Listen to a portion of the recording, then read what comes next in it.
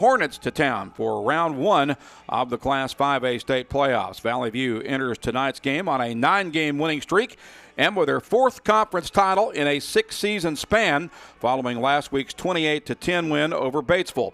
And for the first time in program history, the Blazers are now ranked in the overall top 10 for all classifications in the most recent edition of the Arkansas Sports Media Poll, tied with Pine Bluff for the number 10 spot in the top 10. Maumelle comes into tonight's game having won 4 in a row. Coach Brian Maupin's Hornets are 7-3 and the number 4 seed out of the very tough 5A Central Conference. They wrapped up the regular season last week with a 30-13 home win over BB. Earlier today, I had the chance to sit down with Blazers head coach Sean Cochrell for our weekly pregame chat. We'll share that conversation with you when we return in 2 minutes on the EAB Sports Network. When a clinic sends a referral for your specialty services, you have a choice. The decision of where you receive care is yours. You can choose the only facility in eastern Arkansas to receive an A rating in patient safety by Leapfrog, delivering world-class care and an unmatched safety protocol. You have a choice in your healthcare provider. Choose NEA Baptist, where safety isn't a goal, it's a promise. At First National Bank, our mortgage lending team knows what it takes to make a home and a superior home loan process. Simple, proven, and reliable service with competitive rates at a bank that already feels like home. Since 1889, that's been the First National Bank way, because for our people, this is home. Apply online at fnbank.net/mortgage. From our family to yours, welcome home. First National Bank. Member FDIC, Equal Housing Lender. Get huge savings now at every Kavanaugh dealership. Kavanaugh has a great selection of late model, low mileage, certified pre-owned cars, trucks, and SUVs. And most are still under factory warranty. We have every make and every model, so you're sure to find the vehicle you want. And when you buy at Kavanaugh, every new and used purchase comes with 1 year of free maintenance. Plus, we buy cars. Bring a vehicle, get a check. Come see us today at one of our dealerships or go to CavanaughCars.com. The team at Jonesboro Orthopedics and Sports Medicine has been taking care of our local athletes for over 40 years. And now they have 2 locations with JOSM on Main and the all-new JOSM on Matthews. Inside St. Bernard's Health and Wellness Center with non-operative providers Dr. J.T. Fisher and the newest addition to the staff, Dr. Morgan Benefield. Call 932-1820. Find them on Facebook and at JonesboroOrtho.com. Jonesboro Orthopedics and Sports Medicine, excelling in our field so you can excel on yours. Welcome back to our Blazer football pregame show brought to you by First National Bank. As tonight, Valley View gets set to take on the Hornets of Maumelle in the first round of the Class 5A state playoffs. Randy Myers joined now by Coach Sean Cochrell. And Coach, quickly, before we get to Maumelle, let's do a rewind on the regular season finale last week. 28-10 victory over Batesville. Kind of a conservative approach. You got up to the big 21-3 lead, and then understandably you kind of took a conservative approach in the second half, but still hung on for a double-digit win. Yeah, it was a tough situation for our kids, for our programs. Kind of the same situation we were in last year. Not a lot to play for, but our kids responded. We did what we had to do. We did have the injury to Drew Gartman, which really hurts us, but. We were playing to win. We were playing to do what we've done all year, and injuries happen, and I hate it for him and for this team. But other than that, we did what we were supposed to. We settled down defensively later on, and they got a score late. So just as long as we won the game, we were good with how we played. The way this game started, you set the tone early with a quick score, and then they responded with a field goal, and then they got the ball back a few minutes later and tried another field goal. You blocked that. That blocked field goal kind of set the tone for the rest of the night, it seemed like. Yeah, it did, and we've done a good job of that this year. Obviously, we practice that, we work on that, and that's something that we take pride in and really excited about doing. And it does. It changes games. You go back to Nettleton right before the half, blocking that kick. It gives us the momentum. It gave us the momentum to go back and go score again. And so it was huge for us to get that block. And let's talk a little bit more about that, because I think that's like 7 or 8 kicks that you've blocked this year, if you count PAT attempts, punts, and field goal attempts.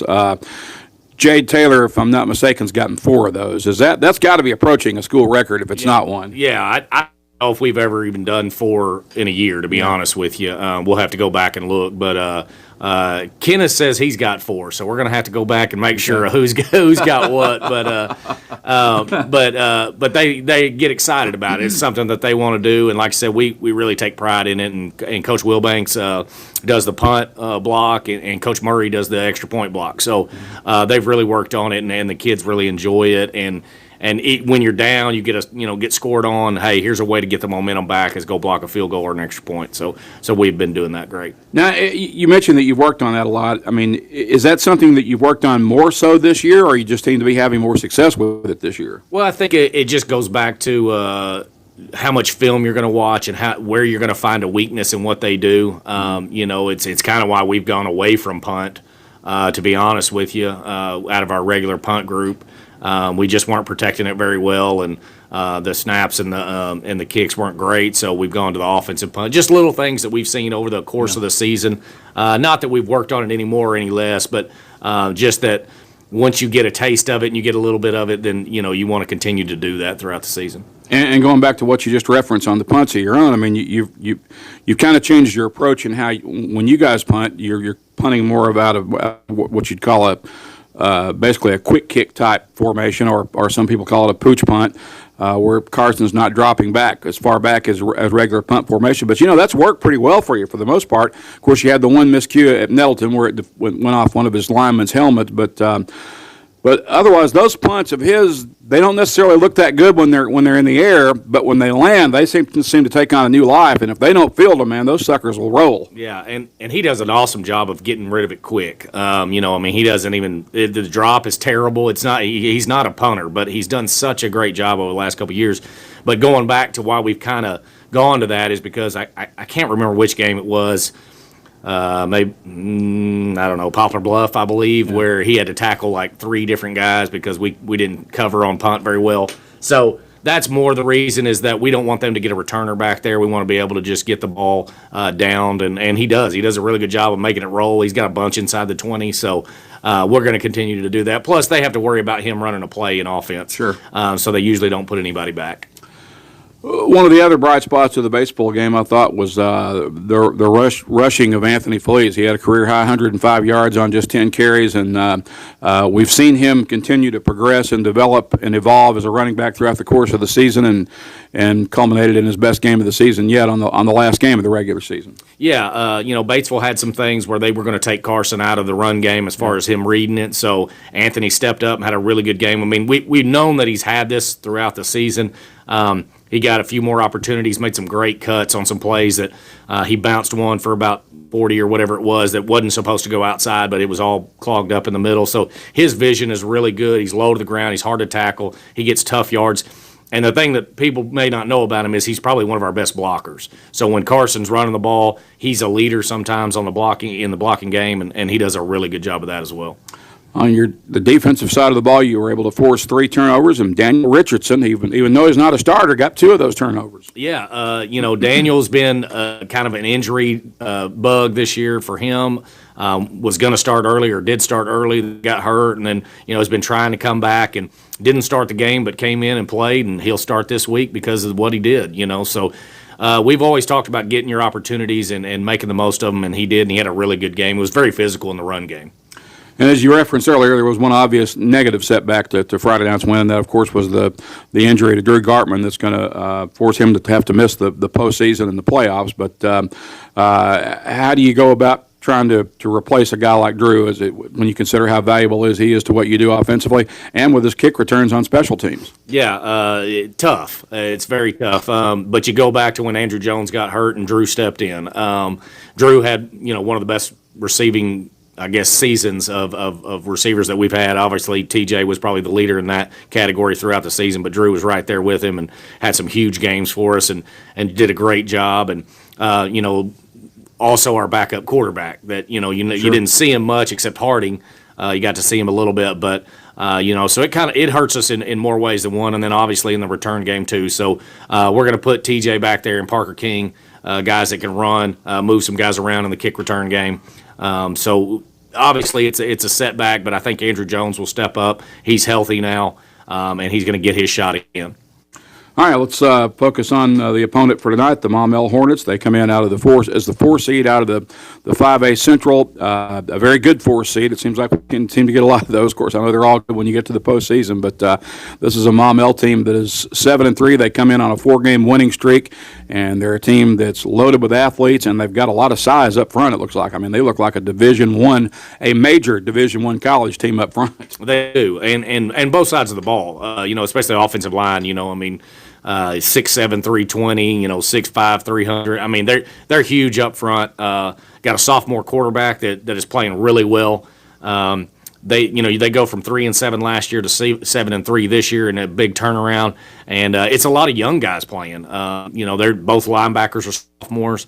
Now their go-to guys, their running back, their 2 receivers that are leading them are all seniors. But just a well-rounded team with athletes that can go score at any time. They do everything right. They kind of look like us offensively. Quarterback probably doesn't run as much as Carson does, but being able to throw it in the RPO game does a really good job. And then defensively, they just don't get scored on a lot. They really run to the ball well. Secondary is really good, and defensive line is 6'4", 250, 6 foot, 270. I mean, they're huge too. Yeah. So we're going to have our hands full for sure. You look at their body of work, as we mentioned, they're 7-3, and they're a bit of a paradox because they've won games that they shouldn't have won, and they've lost games that they shouldn't have lost. I mean, and that kind of seems to be maybe the niche for a lot of teams in that conference. Yeah, it kind of just shows you that anybody can beat anybody. You go back to the Whitehall game early on, their first game in conference, and they lose to them. Yeah. And Whitehall doesn't make the playoffs. And then you go to watch Mills, and they beat Mills. And then they struggle with Beebe there at the end of the year. So, in Valonia, they struggled with them for a long time. So, but they can probably look at our body of work as well and say that we were down to Nettleton and we struggled with Batesville maybe week 10. So, you don't put a lot of stock into it, but sure. You do look at it. We got every film from the season from them. So we went through and watched it all, and we've all said we're sick of watching Maumelle film, I promise. But there's certain things that you find in each game that you want to kind of exploit, and we've got a great game plan, and hopefully we execute it tonight. Is there anything, I mean, we talked about a lot of the strengths that Maumelle has, but what concerns you the most about it? Well, you look at their stats. I think they have 18 interceptions on the year. They really hawk the ball, so we're going to have to be good. And they do a lot of different things in coverage-wise. They're going to press you, play man on one side, play zone on the other, play zone all the way across. Number one is their kind of their nickel back safety linebacker guy. He's got 8 or 9 picks on the year. So they scare you in the secondary. They force you to run the football, which we're going to have to, and we're going to have to spread them out and run the ball. If there's a weakness anywhere, I think it's in the middle of the defense just because of the way they align a lot. They're trying to force everything to the outside and not give anything up. So, and then offensively, we're going to have hopefully they're going to make mistakes. I mean, they'll have a drop snap here or there, or he'll not even look where he's throwing, and he'll throw it, and he's thrown 13 picks on the season. So if there is some weaknesses, that's it, and we've got to try to take care of those. Coach, good luck tonight against the Hornets. We'll step aside for a 2-minute timeout. Our Blazer football pregame coverage, brought to you by First National Bank, continues after this on the EAB Sports Network. Evolve Bank and Trust is now bringing full-service banking to Jonesboro. To celebrate, we're offering you $200 extra. Just open a new checking account with Evolve. Have at least 2 qualifying direct deposits of $500 or more within 90 days. Then we'll deposit $200 extra into your account. It's just that easy. Open a new Evolve checking account and receive an extra $200 in your account, plus free checks for a year. Restrictions apply. Visit getevolved.com/special promotion for more details, or come in and see us at 111 East Huntington Avenue, Suite A, or call us at 870-933-2480. That's 870-933-2480. Evolve Bank and Trust. Equal housing lender. Member FDIC. The season of giving is here. Luckily, Santa has a new tool this year. From John Deere apparel, toys, tools, and more. GoGreenway.com has something green for everyone under the tree. No sled needed. Our elves will ship these gifts directly to your door. Cross off your Christmas list today at GoGreenway.com. Greenway Equipment wishes you and your family a very Merry Christmas and a Happy New Year. Pico Food says good luck to all the players, coaches, cheerleaders, and marching bands taking the field tonight. Under the lights, it's not about who's in your path, it's about who's in your huddle. And Pico Foods is a proud teammate and supporter of local communities and the state's agricultural producers. Learn more about how Pico Foods buys direct to support local producers. In Arkansas and Missouri, call David Durham or James Chester, 870-202-7101. In Alabama and Mississippi, call Andrew Parker or John Taylor Hickman at 601-670-9383. Back here at Central Dealership Stadium at Valley View as we count you down to kickoff for the View and Maumelle in round one of the Class 5A state playoffs. Randy Myers in the NEA Baptist broadcast position. NEA Baptist providing you with health care for the next century. Well, last week, Valley View closed out the regular season with a 28-10 win at home over Batesville. The Blazer defense forced 3 Pioneer turnovers and converted 2 of those into touchdowns. Junior safety Daniel Richardson had his best game in a Blazer uniform, accounting for 2 of those 3 turnovers with a fumble recovery as well as an interception. On the offensive side of the ball, it was junior running back Anthony Feliz that sparked the home team as he rushed for a touchdown and a career 105 yards on just 10 carries for Valley View. The victory did come at a cost, however, as standout wide receiver and kick returner Drew Gartman was lost to a season-ending injury in the second half with a partially broken collarbone. Maumelle enters tonight's tilt after a 30-14 win on their home field against BB last week. The Hornets managed only 1 score in the first half of that game. They actually trailed 7-6 at halftime before rallying to tie the game at 14 by the end of the third quarter. And then they dominated the final frame and outscored the Badgers 16-0 in the fourth quarter to notch their 7th win of the season. Maumelle got big games from sophomore running back Bubba Johnson and senior wide receiver Alan Timmons to get the W. Let's take a 2-minute timeout at this time and then back to check your starters for the Blazers and Hornets in round 1 of the 5A state playoffs after this on the EAB Sports Network. Side and play with Jonesboro Cycle and ATV. Jonesboro Cycle is your go-to for all your power sports needs, whether it be off-road, on-road, or on the wall. Check out their inventory of four-wheelers, side-by-sides, motorcycles, dirt bikes, cruisers, go-karts, scooters, personal watercrafts, boats, and even boat motors. Jonesboro Cycle is a 185,000 square foot motorsports mecca featuring all the name brands under one roof. Jonesboro Cycle and ATV on U.S. Highway 63 North in Bono and JonesboroCycle.com. Need top-notch farming and lawn gear? Visit First Choice Farm and Lawn, your Kubota dealer in Brooklyn. We get your need for reliable equipment. That's why we offer precision Kubota machinery for any task. From seasoned farmers to green-thumbed homeowners, we are working to keep you working. Find your Kubota match at First Choice Farm and Lawn on Highway 49 in Brooklyn. Achieve your goals faster with our Kubota inventory and top-notch service. Call 870-790-2301 or drop by today. Your trusted Kubota dealer, First Choice Farm and Lawn. Hey there, Northeast Arkansas. This is John Moore of Arkansas Superstore on Highway 49 in Brooklyn. Here to tell you that we're flipping the script on car buying. Don't stand for bait and switch tactics. That's holding. We believe in transparency and trust. You deserve the car you want with a payment much lower than your rent. Arkansas Superstore is here to make sense of it all for you. Come over and find your dream ride. You're approved. When the banks say no, I say yes. Visit us today at 11580 Highway 49 North in Brooklyn or online at arkansassuperstore.com. You raised your family here, did every July 4th here, refinished the floors here twice, sized up your daughter's boyfriends here, waited in the doorway all day when your son was coming home on leave. This place has given you all you've dreamed of, and now it's giving again in the form of a gourmet kitchen and the quietest dishwasher known to man. Realize your dream with a home equity line of credit from Simmons Bank.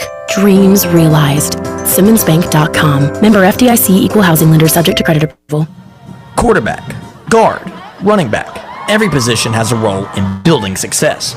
If you want a position where you can build success in your own career, Lexicon is hiring welders, millwrights, and many more positions. We offer free on-the-job training through our own Lexicon University so you can learn while you earn and build the career you want. Competitive pay, a great healthcare plan, paid vacation, a sweet 401k plan, and more. Find out more at lexicon-inc.com/football. You know your child's heart, and at Arkansas Children's Heart Institute, we know how to care for it. Ranked again by U.S. News and World Report, our cardiology program continues to champion patients and produce exceptional outcomes for families. At Arkansas Children's Hospital Jonesboro Clinic, we give your child the care they need close to home, whether it's a heart murmur or a congenital heart disease lesion. Our pediatric cardiology experts offer exceptional care. Visit archildrens.org/NEA to learn more today. We're a little over 9 minutes away from kickoff here at Central Dealership Stadium as we welcome you back to the Valley View High School campus. Valley View and Maumelle set to tangle here in round one of the 5A playoffs in just a bit as we check your offensive starters for both of these ball clubs. Valley View, of course, tonight will be led by senior quarterback Carson Turley, the two-time All-Stater, soon to be three-time All-State quarterback. Is a 5'10", 167-pound senior. Carson has passed for over 1,600 yards and 21 touchdowns this season, and he is closing in on a 1,000-yard rushing season as well. He's also rushed for 11 touchdowns. His running back will be Anthony Feliz, a 5'8", 150-pound senior. Feliz has over 500 rushing yards and 6 touchdowns coming into tonight's game. The wide receivers include T.J. Starks, a 6'1", 170-pound senior. T.J. has 35 catches for 539 yards and 8 touchdowns. He'll be joined as in the receiving corps by Andrew Jones, a 6', 142-pound junior. Zaki Irvin, a 5'8", 165-pound senior who's got 16 catches for 268 yards and a pair of touchdowns. And Gavin Tice will round out the receiving corps. Gavin is a 5'7", 157-pound senior with 13 catches for 144 yards. Up front in the trenches, the tackles are Daniel Man-Mountain Cole, the 6'6", 302-pound junior. He wears number 76. The other tackle is Caleb Lands, a 6'1", 289-pound senior. The center is Avery Wood, a 5'8", 247-pound senior. He'll split time there with sophomore Judd Miles. The guards are Hudson Rogers, a 6', 214-pound junior, and Gavin Achita, a 6'3", 339-pound senior. Maumelle is expected to counter with an offense that's led by sophomore quarterback Andrew Bjork, a 6', 193-pound 10th grader. His starting running backs will be Jaden Worsham, a 5'10", 160-pound senior, and Bubba Johnson, a 5'10", 182-pound sophomore. The wide receivers are Alan Timmons, an All-State performer from last year. Timmons is a 5'8", 161-pound senior. The other receivers are Elijah Newell, a 6', 180-pound senior, and Karsten Hilliard, a 6', 180-pound senior. In the trenches, they're huge. The tackles are Drake Lussier, a 6'3", 277-pound junior, and Xavier Maldonado, a 6'3", 283-pound junior. The center is Connor Forte, a 5'10", 271-pound junior, and then their two guards are just absolutely massive. Jalon Harris is a 6'7", 375-pound sophomore. The other guard is Elias Garcia, who checks in at 6'4", and 345. He is a junior. They average 6'3", 310 up front with the starting 5 offensive linemen for Maumelle. We'll step aside for 2 minutes and back with more from Central Dealership Stadium as we count you down toward kickoff for Valley View and Maumelle in round 1 of the playoffs after this on the EAB Sports Network.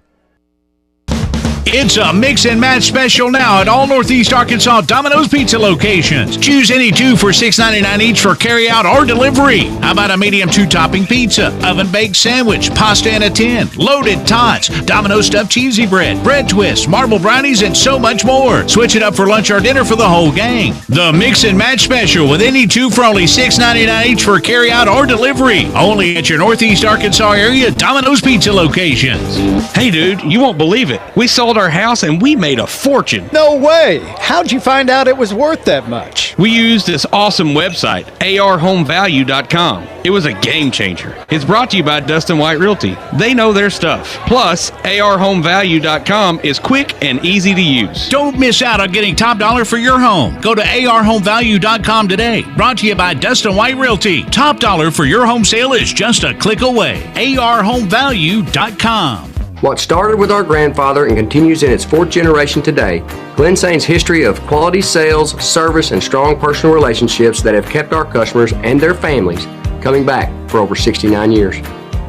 From my grandpa to my dad to us, service after the sale is a big deal.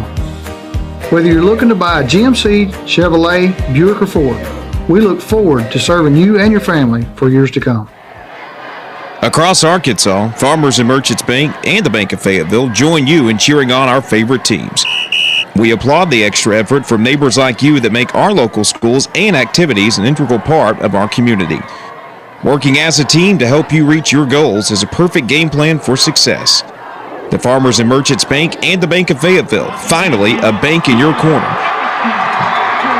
MeBanking.com, member FDIC.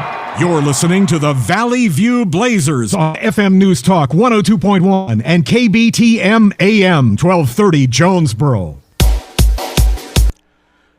Continuing along with our First National Bank pregame coverage of Blazer football in round 1 of the 5A state playoffs. Now about a little over 4 minutes away from kickoff for Valley View and Maumelle. I'm Randy Myers in the NEA Baptist broadcast position, joined now by Tyson Leblong from the Blazer News Network, where we also happen to be streaming with live video of tonight's broadcast on the BNN YouTube channel. And Tyson, welcome to the broadcast as tonight the Blazers begin their 7th consecutive playoff appearance. Yes, sir, Mr. Randy. Thank you, as always, for having me in the NEA broadcast booth tonight. You know, one of my favorite times of the year is temperatures get near the 50s, starts to cool off, but most of all, playoff high school football, survive and advance. Can't get much better than this one, and I think we're going to have a great matchup tonight. 2 very good teams and some explosive playmakers for sure. This will only be the second meeting ever between Valley View and Maumelle. They met, last time they met was also in the postseason, but that was 10 years ago, back in 2013, when Valley View made a deep run all the way to the semifinals of the 4A playoffs. They met up with Maumelle in round 3 right here at Central Dealership Stadium, and the Blazers came away with a 37-17 victory here at Central Dealership Stadium. So Valley View has a 1-0 lead in the series. Valley View checks into tonight's game 9-1 overall. The Blazers have won 9 straight since the season opening loss at Harding Academy. The Blazers, of course, ran the tables on the 5A East Conference this year and went 7-0, winning back-to-back conference titles for the second time and for the 4th time overall in the last 6 years for Valley View. Maumelle is 7-3 overall, and the Hornets went 5-3 in 5A Central Conference play to finish as the 4 seed. These two teams have had one common opponent this season, that being the Batesville Pioneers, which of course was Valley View's opponent last week, and Valley View defeating the Pioneers 28-10. And Maumelle played Batesville early in the season, I believe in the second week of the season, and the Hornets stung Batesville 41-27. So it's kind of interesting because both teams would win over Batesville by similar margins.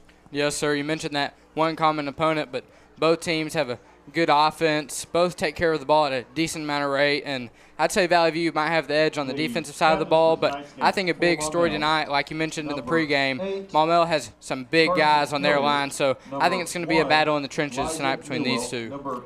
Coaches for this evening's game, Sean Cochrell and Brian Maupin lead these respective teams. Sean Cochrell, of course, in his 10th season here at Valley View, where he comes into tonight's game with an overall record of 63 wins and 43 losses. He's got 4 conference titles to his credit, all of those having happened in the last 6 years, counting this one. Brian Maupin is in his 2nd year as the head coach at Maumelle. He's a former defensive coordinator at Joe T. Robinson. He also played his college ball. Went to college and played football at Harding University in Searcy. Valley View comes into this game tonight ranked number 2 in the state in Class 5A per the Arkansas Sports Media Poll. They are number 10 in the ASM's overall poll for all classifications. As we mentioned earlier, that's the first time that has happened in the history of Valley View football. So kind of a new watershed mark for Sean Cockrell's program. Maumelle comes into this game ranked number 12 in Class 5A per Hootens.com. Valley View is the odds-on favorite to win this game as Scorebook Live, Hootens.com, and Kevin Turbo of the Jonesboro Sun all picking Valley View to win tonight's game. Europe. Officials for this evening's contest, the referee is Bryant Derrick. The umpire is Kenny Sanders. The head linesman is Kevin Wilhoit. The linesman is Jackie McPherson. And the back judge is Corey Wilkins. Valley View's captains for tonight's game include seniors Gavin Tice, Jamarian Sarge Davis, and Kenneth Robinson. And just have the pregame coin toss. Tyson, you were paying attention. Did it look like Maumelle won the toss and deferred their option? Is that how it went down? Yes, sir. That's what I saw. So Valley View will get the ball once again to start this game, awaiting the arrival on the field of both teams. We've got time, I believe, for a 1-minute timeout. We'll take it now and back in a moment with the kickoff for Valley View and Maumelle on the EAB Sports Network. upload. Dad, my video game is froze again. Babe, is our internet down again?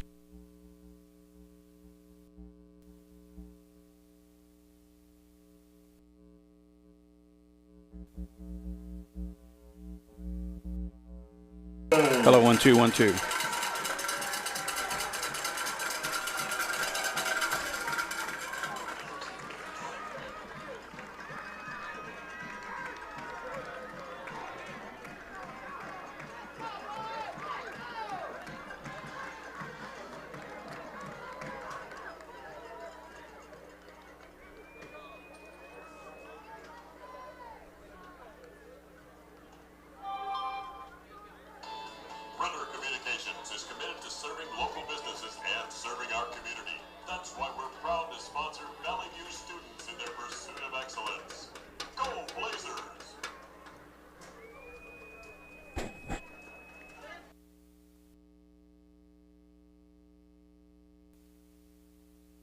And we welcome you back to Central Dealership Stadium, having some technical difficulties in terms of being able to hear our return audio, so we apologize for the delay in coming back to you. But looks like Valley View actually won the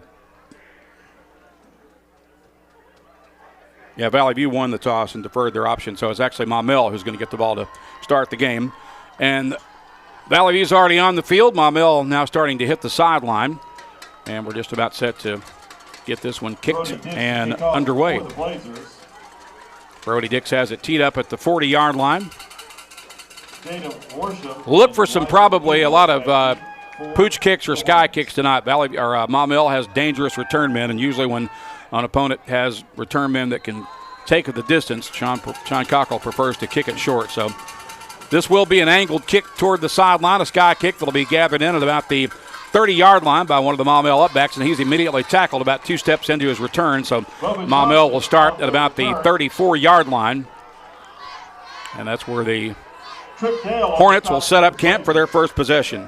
And that was actually Bubba Johnson on the return there for the Hornets, and you mentioned he had a good game last week, the sophomore running back.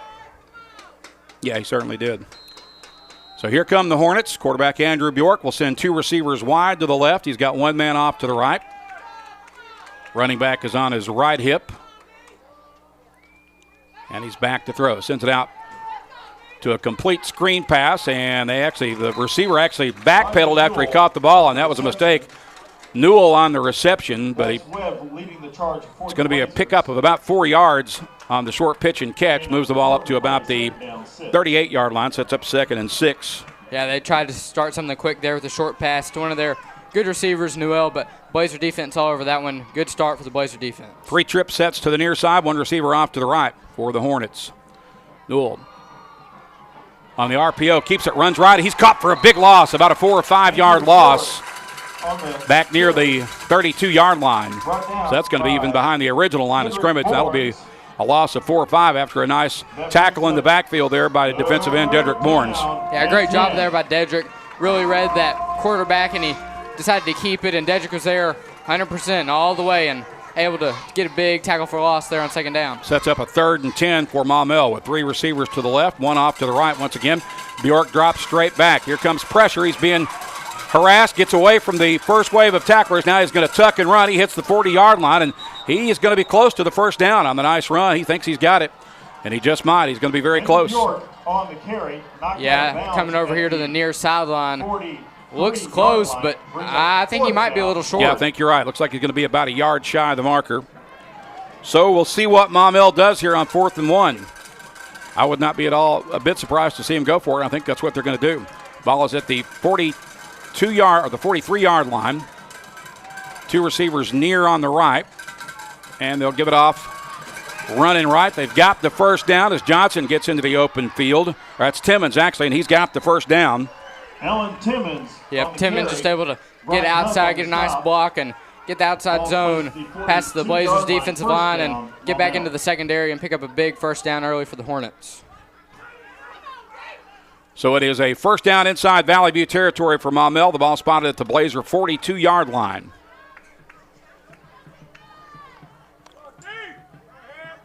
One receiver to the right for the Hornets. Bjork out of the gun. Running back is on his right hip. And it's the same play this time to the near side, the opposite side. This one will pick up about 5 or 6 yards on the carry by Timmons inside the 40 to about the Blazer 37.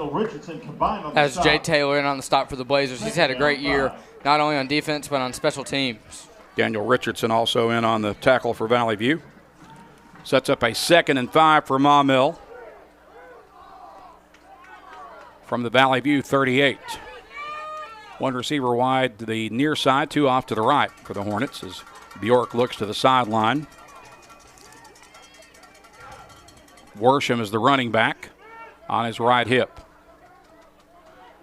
Bringing H-back in motion, handed off to Worsham. Worsham running the left, gets upended at about the 35 and tripped at the 34-yard line. Will be a little bit shy of the line to gain. Yeah, Dax Webb did a better job there, setting the edge. The Blazer linebacker not allowing as many yards as they have been in the first few carries here in the game. 3rd and a short 2 or a long 1 here for Maumelle. Ball at the Valley View 34-yard line, 9:07 to play first period. Maumelle on the opening drive of the game. They're going to send 3 receivers to the right. No one to the left, running back on Bjork's right hip. Going to throw it out right side on the screen pass. That's good for a first down. He's got the sideline, and he's going to go. Maumelle will score from about 33 yards out on the hookup with Elijah Newell. Yeah, Newell able to catch that quick pass again, and just the very explosive playmaker makes his way past the Blazer defense, past the secondary, into the end zone. A good start for the Maumelle Hornets tonight. 33-yard pass from Bjork to Newell. And Maumelle has struggled a lot this year with PAT kicks, so it looks like they're going to go for 2 here. I'm not at all surprised by that.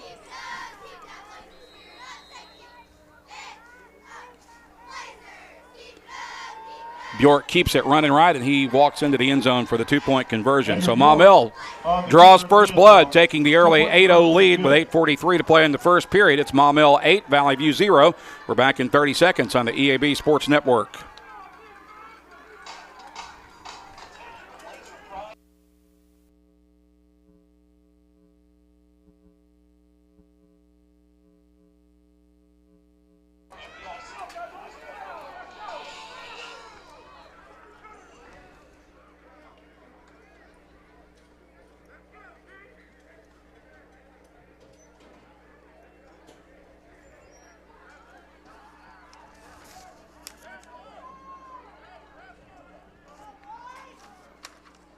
Cooper Forrest to kick off. Parker King and TJ Starks back deep. We're back here at Central Dealership Stadium. Randy Myers along with Tyson Leblong. Valley View down 8-0 early as Maumelle scores on their first drive. Here's the Hornet kickoff, returned by Valley View up to about the 38-yard line. Gavin Tice on the return for the Blazers, and Valley View will start here with pretty good field position for their first drive of the night. Yeah, the senior Tice kind of made something out of nothing there, a little short angle kick, just like the Blazers did to start the game, but gets the Blazers, like Mr. Randy said, good starting field position for the first drive. Turley leads his offense onto the field. One receiver split wide near side. Turley keeps it, runs right, and dives forward for about 5, up to about the 43-yard line. Brought down by Elijah Blazers going to get the run game with Turley involved early. Sent one receiver to the right, and then Turley just kept it and dove forward for a couple on first down. This time he's got 2 receivers to the left and right. Got a man in motion, Felice to the near side. Turley looking to throw and just missed. Zaki Irvin hit him in the hands, but just a little bit tough for Zaki to rein in, and it'll fall incomplete. Brings up 3rd and 6 for Valley View. Yeah, just a little over the outstretched reach of Zaki, and the Blazers face a big 3rd down here on their opening drive of the game.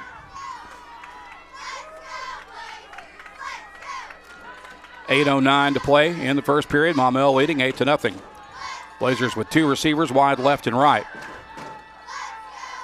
Turley to throw. Sets up, fires across the middle, and that's going to be ruled incomplete. I think Andrew Jones was the intended target and unable to get underneath it, so that brings up a 4th and 6 right away for Valley View.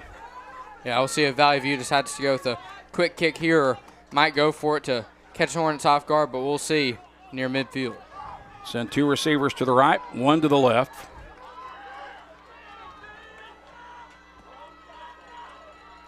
Turley does kick it away. Nobody back to return, and it'll roll down to about the 15-yard line, and actually going to be down to about the 14-yard line before Valley View picks it up. So Maumelle will start from there after the nice Carson Turley punt. Rolls dead at the Good job there by Turley, just flipping the field for the Blazers and not going for it there. Good call by Sean Cockrell. So now the Blazers defense gets another chance, but this time with Maumelle backed up in their own territory. Hornets will start from their own 14, 7:51 to play in the opening frame. They lead it 8-0. They've got 2 receivers, actually 3 wides now to the right and 1 to the near side.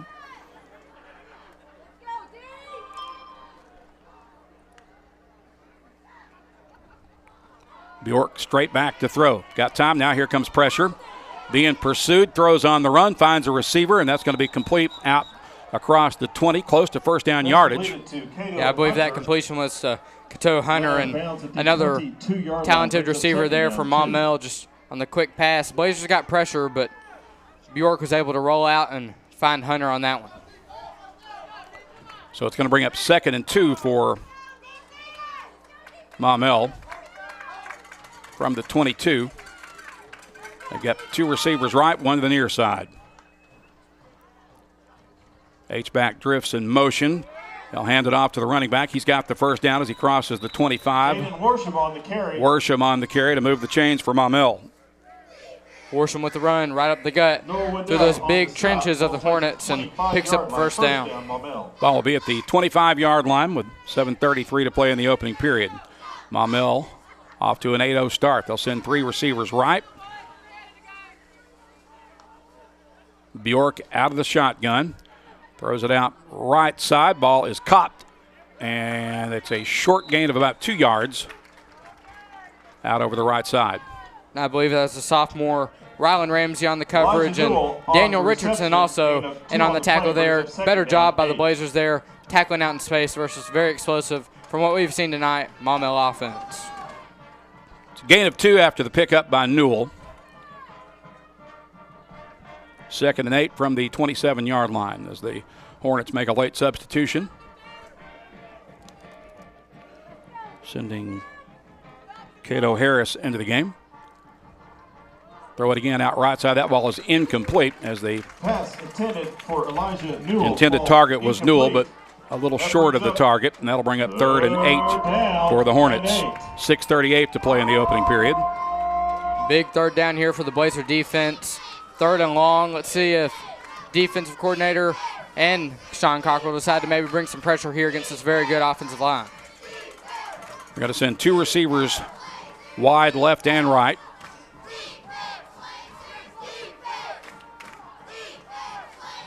And we have whistles just as the ball is snapped.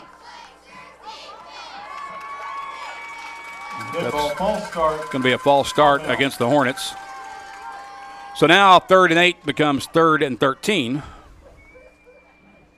And moves the ball back to about the 22-yard line. 22-yard line brings up 3rd down, 13. Crucial penalty for Maumelle there. That 3rd and 8, but now 3rd and 13, that makes a huge difference. Again, 3 receivers left, 1 to the right. Now the running back in motion to the near side. They'll throw it high on the screen pass. Catch is made, and he may have the first down. I believe he does. If he's not, he's awful close. Pass completed to and he does, and that's Jonathan Frost, his first reception of the night, and another explosive player for the Hornets, just navigated through that traffic and got past the chains to pick up the first down. That's a second big 3rd down conversion for this Maumelle offense. Actually, they converted on a 4th down play earlier on their first drive. It's a screen pass out to the right side. Once again, the receiver trying to make plays in space, advances it up to the 40-yard line. Jackson Bentley. Looks like that was senior linebacker Brian Huff on the tackle there of that quick pass once again. Randy, we've really seen Maumelle come out here early with a lot of quick passes. They really like their receivers in space. 2nd and 6 from the Maumelle 40-yard line. 2 receivers wide left and right. Newell, the sophomore quarterback, with a running back on his left hip, and he'll give it to him on the draw play, and That'll be gobbled up by the Blazers near the line of scrimmage. Looks like a pickup of about 1 yard probably. And it is. Another good play by that Blazer defense, stuffing the run up the gut, not allowing any room there for the Hornet running back. Jamarian Davis making the tackle for Valley View. It sets up a 3rd and 5 for Maumelle from their own 41. A little over 5 minutes to play in the first period. 2 receivers left and right. Bjork back to throw. Got time. Now he's rolling right, being pursued, and he's caught for a loss. Back at about the 38-yard line. What a great play there by senior Dedrick Bournes. He comes from behind of Bjork and able to get him down way short of the sticks. That's 2 great plays on the quarterback there for Dedrick Bournes. Yeah, I was going to say that's the second big play already for a big play for loss of yards for Dedrick Bournes from his end spot already tonight. So Maumelle this time will drop back into punt formation. Starks will get onto the field for return for Valley View. Kick is away. TJ will field it off the bounce and then stumbles and goes down just shy of the 30-yard line. On the return for the Blazers. Knocked down at the 30-yard Good punt there by the Hornets, and the Blazers Blazers are scrambling to get Richardson off the field there, as they would have been guilty of too many men on the field, but a good job by them getting off the field. Now the Blazers have the ball once again. So Valley View will start from the 30-yard line. 4:50 remaining in the opening frame. Maumelle leads it 8-0. Hornets went 66 yards in 8 plays on their opening drive. Turley has 2 receivers to the near side. One will motion right. And this is a running play that gets blown up in the backfield by Maumelle for a loss back near the 25-yard line as they got to Feliz. And Jonathan Williams on the stop. It's going to be spotted about the 21, or the 26 rather, it looks like. Yeah, Jonathan Williams read that one like a book for the Maumelle linebackers. Oh, and I think Maumelle went early. Yeah, they jumped into the neutral zone, so the encroachment penalty will give Valley View a free 5 yards. Encroachment, Maumelle. That gives us the negative yards right back. After the penalty, ball placed at the 32-yard line. Moves it up to the 32. It becomes 2nd and 8 from there for Valley View. 4:29 to play in the first period. 3 receivers to the right, including King and Starks. One off to the left. I believe that's Jones. Turley gives it off to Felice. Big hole up the middle. He's into the secondary. Across midfield. He'll hit the far sideline at the 20-yard line. He's at the 10. Anthony Felice tripped up inside the 5 at about the 3-yard line. Wow, what a run there by the junior Anthony Feliz, able to get through the line of scrimmage, and then you see that burst of very explosive speed, and he almost took that one to the house, but now the Blazers have the ball deep in the red zone. So Feliz with a huge run. They're going to spot him down at the 5, and Valley View will have 1st and goal from there. Stark splits wide right for the View. Turley keeps it. Running right, looking for the angle, and he vaults into the end zone for the Valley View score. Great job there by Carson Turley, keeping it and getting into the end zone, which is what we've seen all year, really. And Andrew Jones with a great block out there on the edge, the receiver, allowing his buddy Carson Turley to get into the end zone. 5-yard run by Turley caps off the score. The scoring drive for Valley View. Brody Dix now on for the extra point kick. Out of the hold of Caden Trevathan. And the deep snap of Talon Caldwell.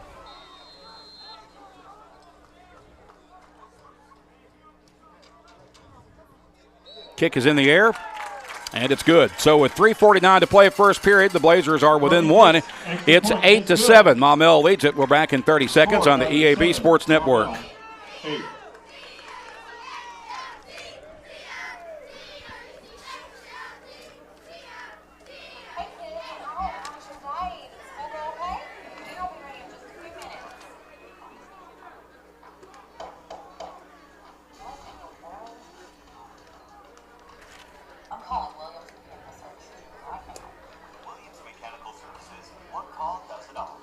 Mechanical Services has 24/7 service, and always make sure your needs are met the first time.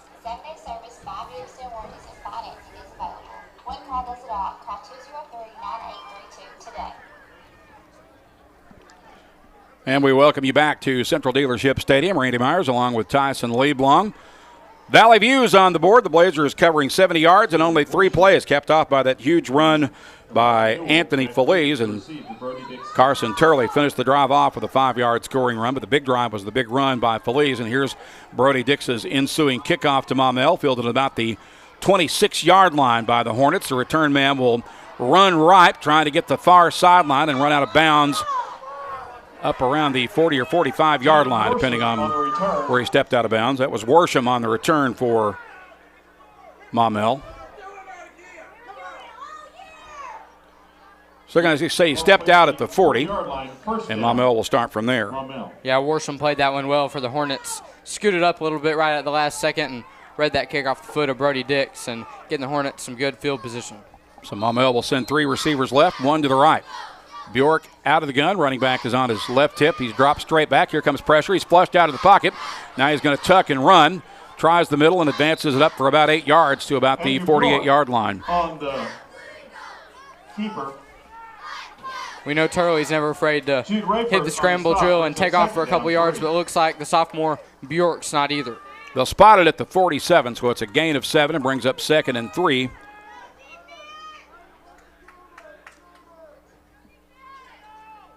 Three receivers right, 1 to the near side. As they move from right to left, Maumelle in their white uniforms with red numbers and helmets.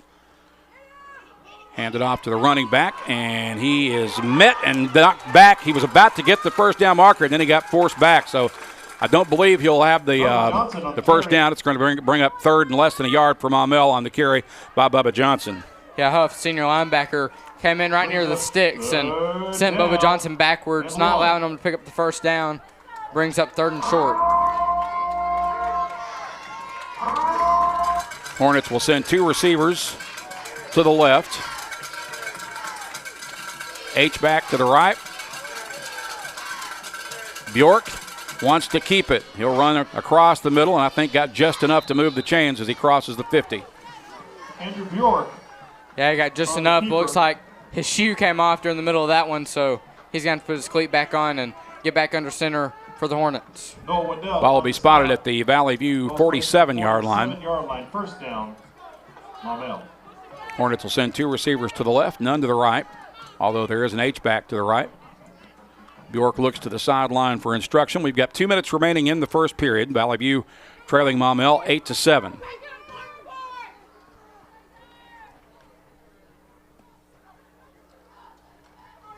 Bjork looking to throw. He's got a receiver. That ball is up for grabs and incomplete. Kenneth Robinson almost had his 2nd interception of the year, but couldn't quite wrestle it away. Yeah, Kenneth Robinson really read that one well. Almost came down with it, but actually the receiver broke that one up. But regardless, a good play on the ball there and not allowing the completion by the defensive back, senior Kenneth Robinson. So it's 2nd and 10 for Maumelle with $1:44 to play in the opening period. Hornets leading Valley View 8-7. They're going to send 2 receivers to the left. H-back will drift in motion to the near side as well. They'll give it off to the running back. That's Johnson, I believe, and he crosses the 40 and takes it down to about the 39-yard line. Actually, that was Worsham on the carry. Spot it just shy of the 40. Will bring up 3rd and about 2.5 here for Maumelle. 3rd down and 3. 1:22 left in the period. 2 receivers to the left for the Hornets.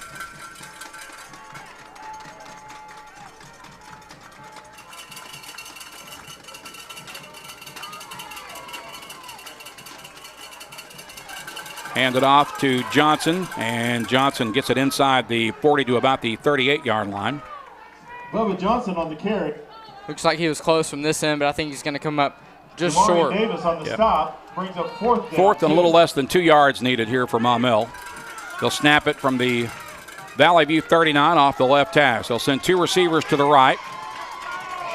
40 seconds remaining in the first period. Bjork wants to keep it running right, and he's caught for a loss. Drop back at the 41. Valley View gets the takeover on downs.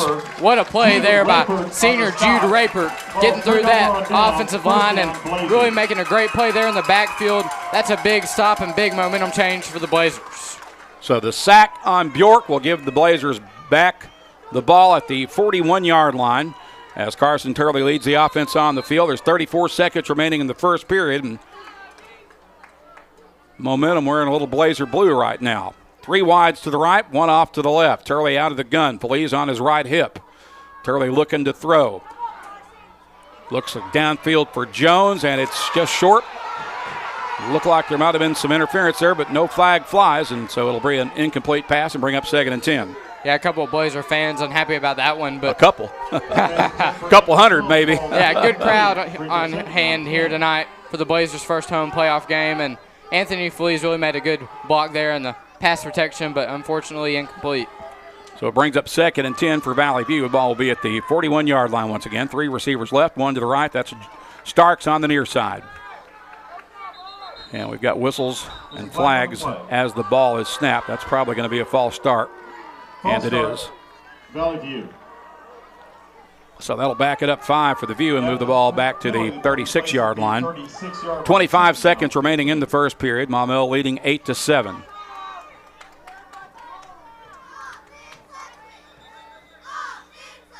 And now we have another pause in play. White hat and one of the other officials going to come over, and I think they're asking for possibly more time to be put back on the clock. I think that's what's going on here. Yeah, they're going to change it from 25 to 27 seconds. So put 2 more seconds back on the first quarter clock. And Valley View set to go with 3 receivers left. Starks split wide to the near side. On 2nd and 15 from the Blazer 36. Feliz is the running back.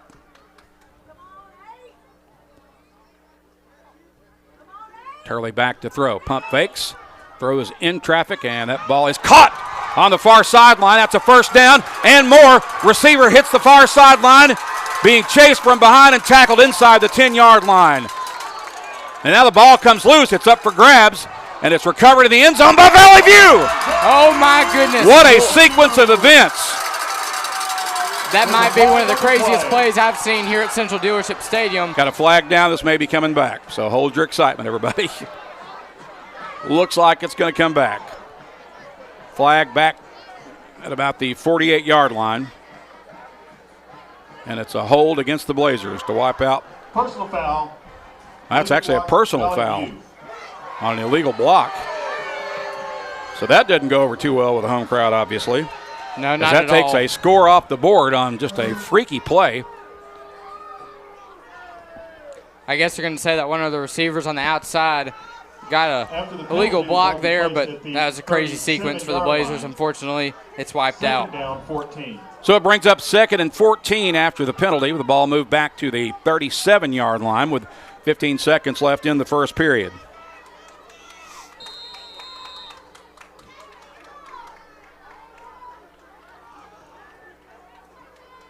Two receivers, left and right for Valley View. Turley out of the gun.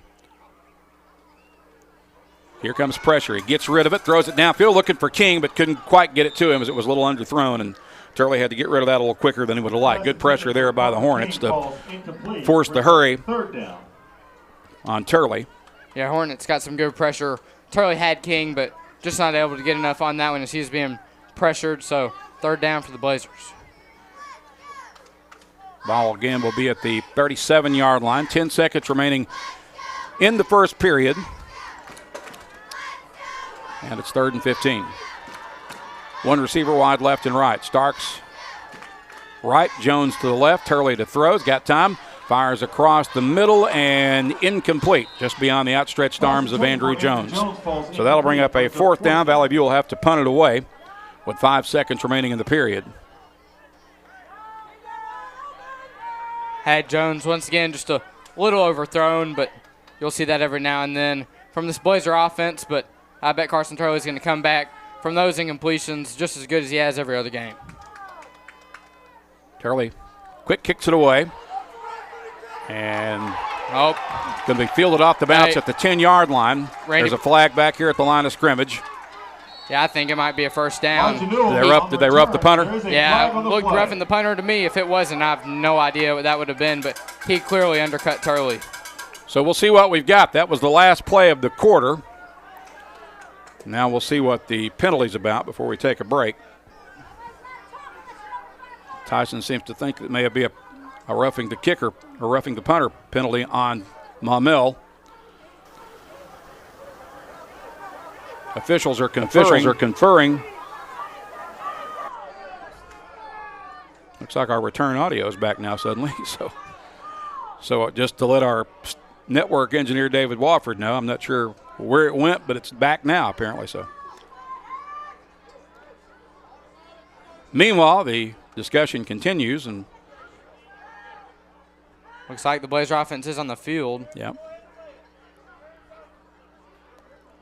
Sean Cockrell getting an explanation from one of the officials, but they're still yet to make a signal or an announcement on what the penalty was. I think the officials are as confused here as anybody is.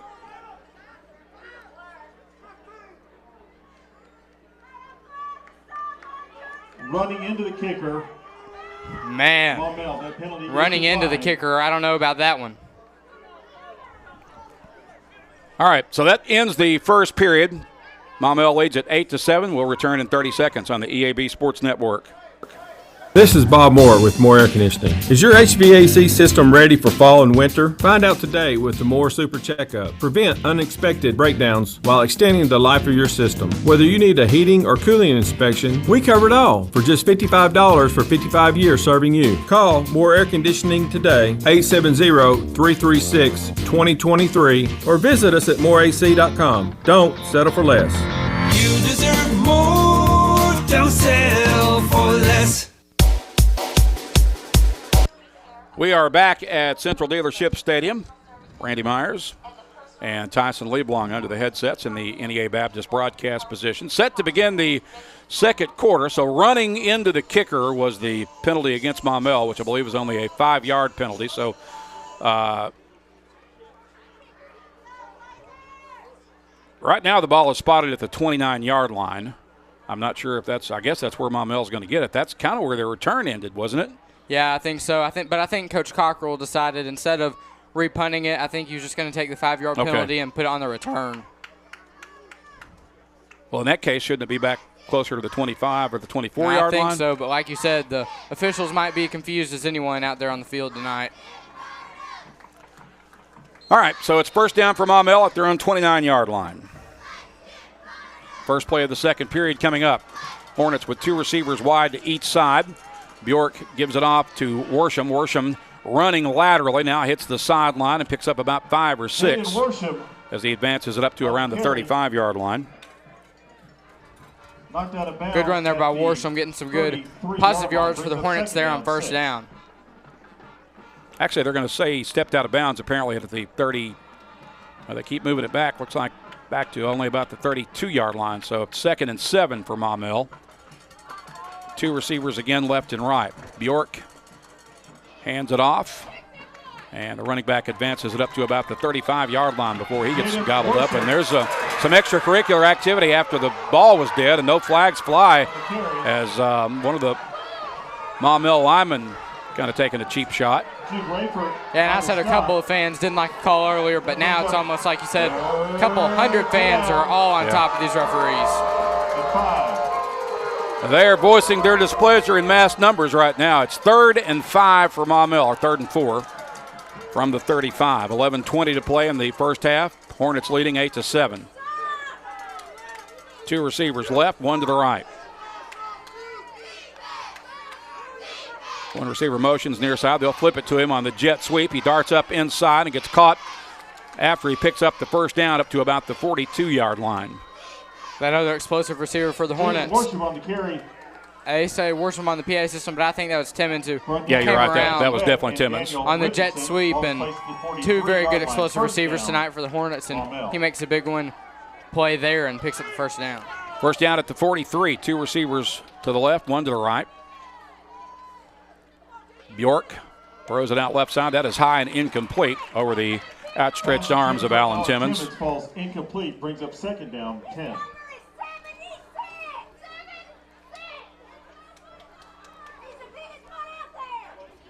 Ball will remain at the 43 on 2nd and 10 with 10:41 to play in the second quarter. Hornets leading 8-7. Two receivers to the left, one to the right for the Hornets.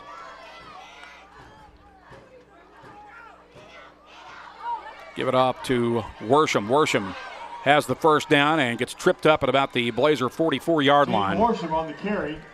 On the tackle there, Laird Cullen for the Blazers, but just to make the tackle just past the stick, so a first down for the Hornets once again in the run game. Maumelle on the move. This will be the 6th play of the drive coming up.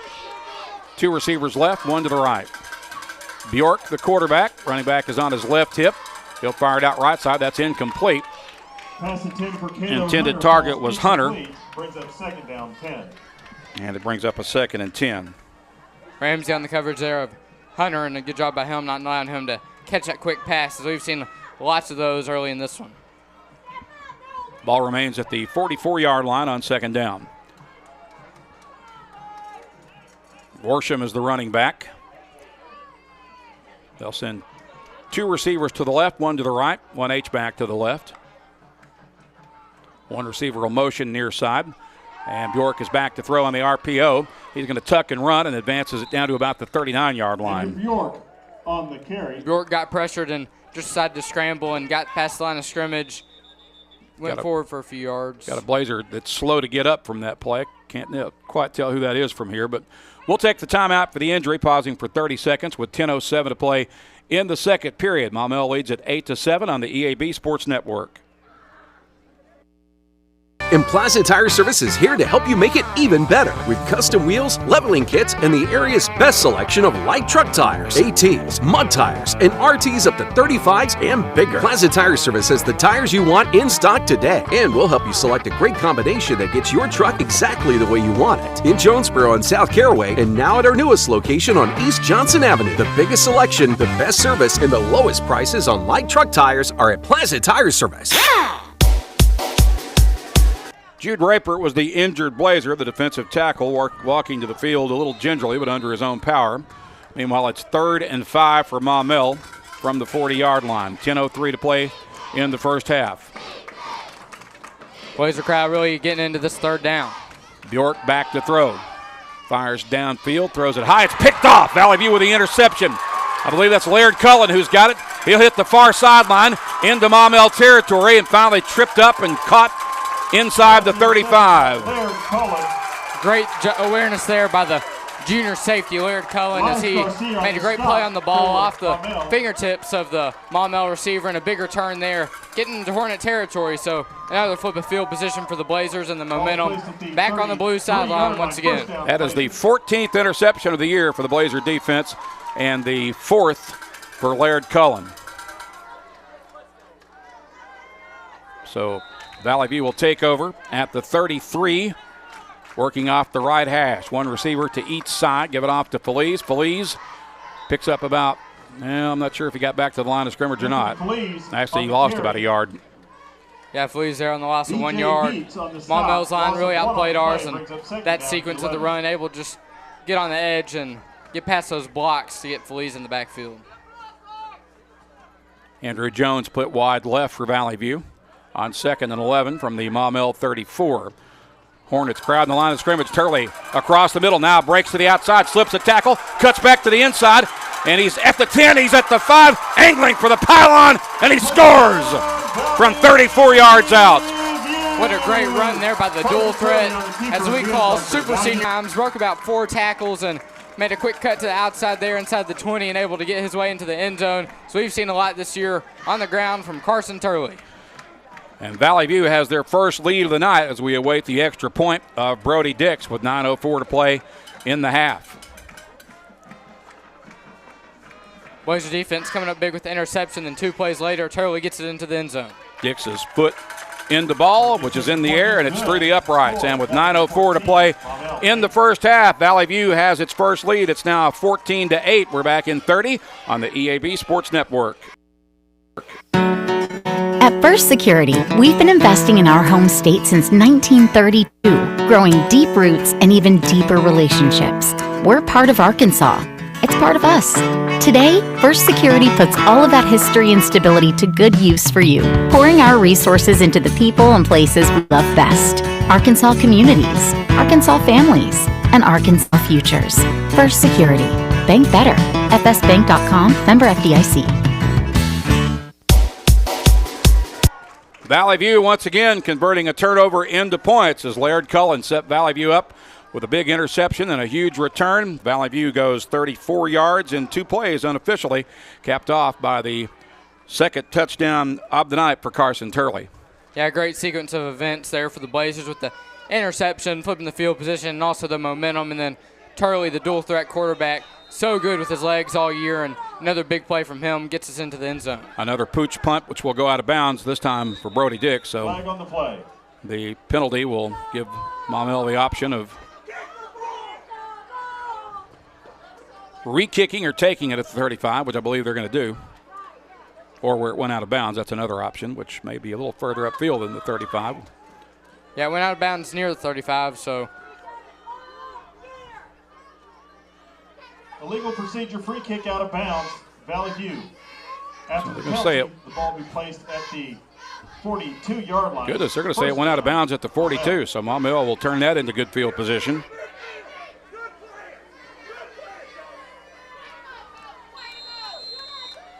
Hornets in 2 receivers to the left, 1 to the right. Bjork out of the gun. Gives it off to the running back. He slips the first tackle and a second, but not succumbing to the third wave, and that'll be a loss by Worsham back to about the 39-yard line, a loss of 3. And the third guy in the backfield, Brian Huff, finally brought down that explosive running back for a loss of about 3 or 4 there on first down. Good start to this drive for the Blazer D. 2nd and 13 for Maumelle from their own 39 with 8:38 to play in the half. Blazers leading 14-8.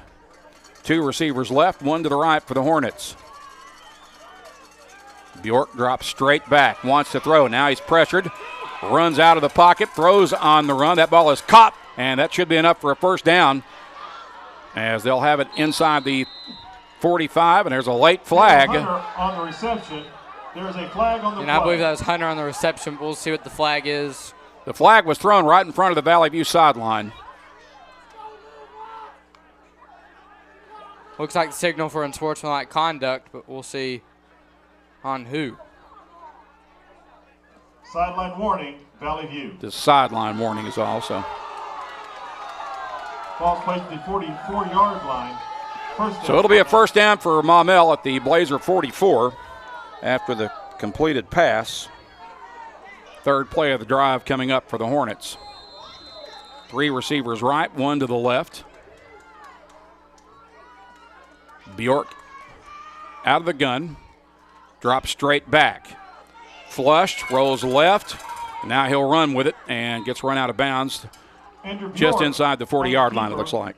Yeah, Bjork's been pretty good under pressure with his legs tonight. Not taking a sack and just getting a couple of positive yards, making a big difference for the Hornets offense so far. I'm going to say he stepped out of bounds at the 41, so it's 2nd and about 7 here for Maumelle. 2 receivers to the right, 1 to the left. Bjork again to throw, fires downfield, catch is made, and I believe he awful close to the first down on that second lunge after he caught the ball. We'll see if they got enough to move the chains or not. If not, they're going to be very close. Yeah, Newell with a hesitation move right at the sticks. It looks like just short.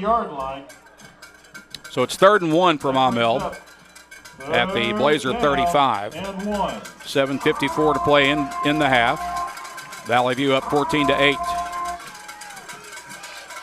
2 receivers to the right, 1 to the left. H-back motions left. Give it off to Worsham. Worsham running left, runs laterally, and it'll all depend on whether or not where he stepped out of bounds. It looked like the Blazers had it stopped initially, and we'll have to see what the spot is. Looks like it's going to be no gain, 4th down. Play brings up 4th down, 1. Wow, I thought Worsham had it, but he must have stepped just out of bounds right where the original spot was. So great job by the Blazers defense containing Worsham out there on the edge. Yeah, somebody got over there late to force him to take one more east-west step instead of a north-south step, and that's what made him miss out on getting the first down marker. So now it's 4th and 1. They'll go for it. Blazer crowd making a lot of noise just below us. 2 receivers to the right. Bjork gives it off on the reverse. And second effort got the first down as they're down to about the 32. Alan Timmons on the carry. Timmons on the carry. Has been an effective play for them thus far tonight. Yeah, they've ran that a lot with their speedy and explosive wide receivers, quick passes, and the reverses really have gotten this Blazer defense first down for the Hornets. Again, they try the inside handoff, and he was wanting to throw, I think, there for a moment, the way he hesitated and looked downfield, but the Blazers had it covered well, and that's going to be a loss for Maumelle back near the 37 or the 38-yard line. It's actually a loss of about 5 yards after a great play by Brian Huff, the future Missouri Tiger. Yeah, good play there by Huff, but especially the Blazers secondary staying well disciplined, staying with the receivers all the way till the end of the play there. It's a loss back to the 37 with 6:59 to play in the half. 2nd and 15 for Maumelle, who will send 2 wides to the left and 1 receiver to the right.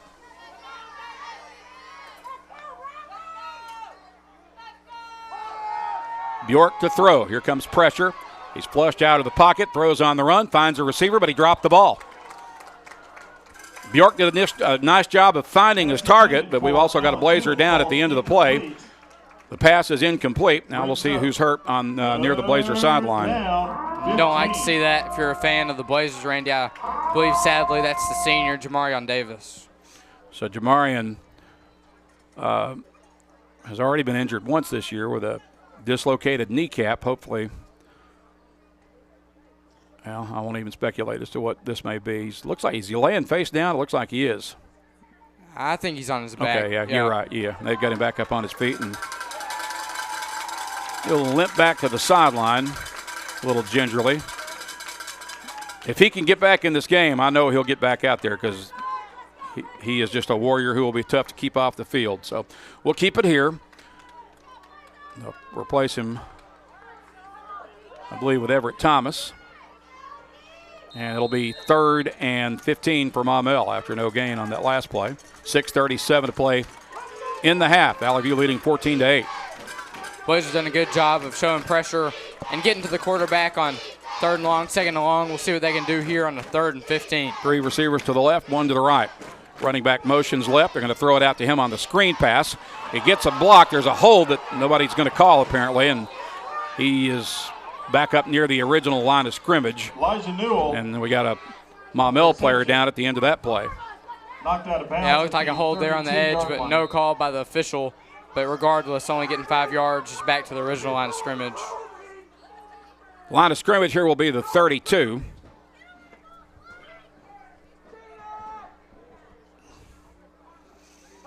And it's 4th and 10 for Maumelle. They will have it at the 32. 6:30 to play in the half. We'll pause for 30 seconds on the EAB Sports Network. Hello, I'm estate planning and elder law attorney Chad Oldham. More and more often today, I hear clients tell me that the only thing golden about the golden years is that it takes all the gold to grow old. Don't be a victim of rising healthcare and nursing home costs. Be prepared. Have a plan. Contact us today to find out how we help our clients protect and preserve assets for family and future generations. The Oldham Law Firm, 603 Southwest Drive in Jonesboro, or visit us on the web at oldhamlawfirm.com.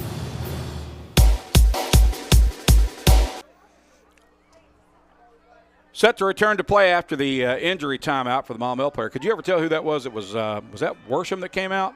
It was either Worsham, but I think that was actually, I thought it was number 0, Alan Timmons, and that'd be a huge blow whether it's Timmons or either one. Worsham. Yeah. So they're going forward on 4th down with 3 receivers to the right, 1 to the left. 4th and 10. Bjork sits up, back to throw. Fires downfield. That ball is caught off the deflection for a first down and goal.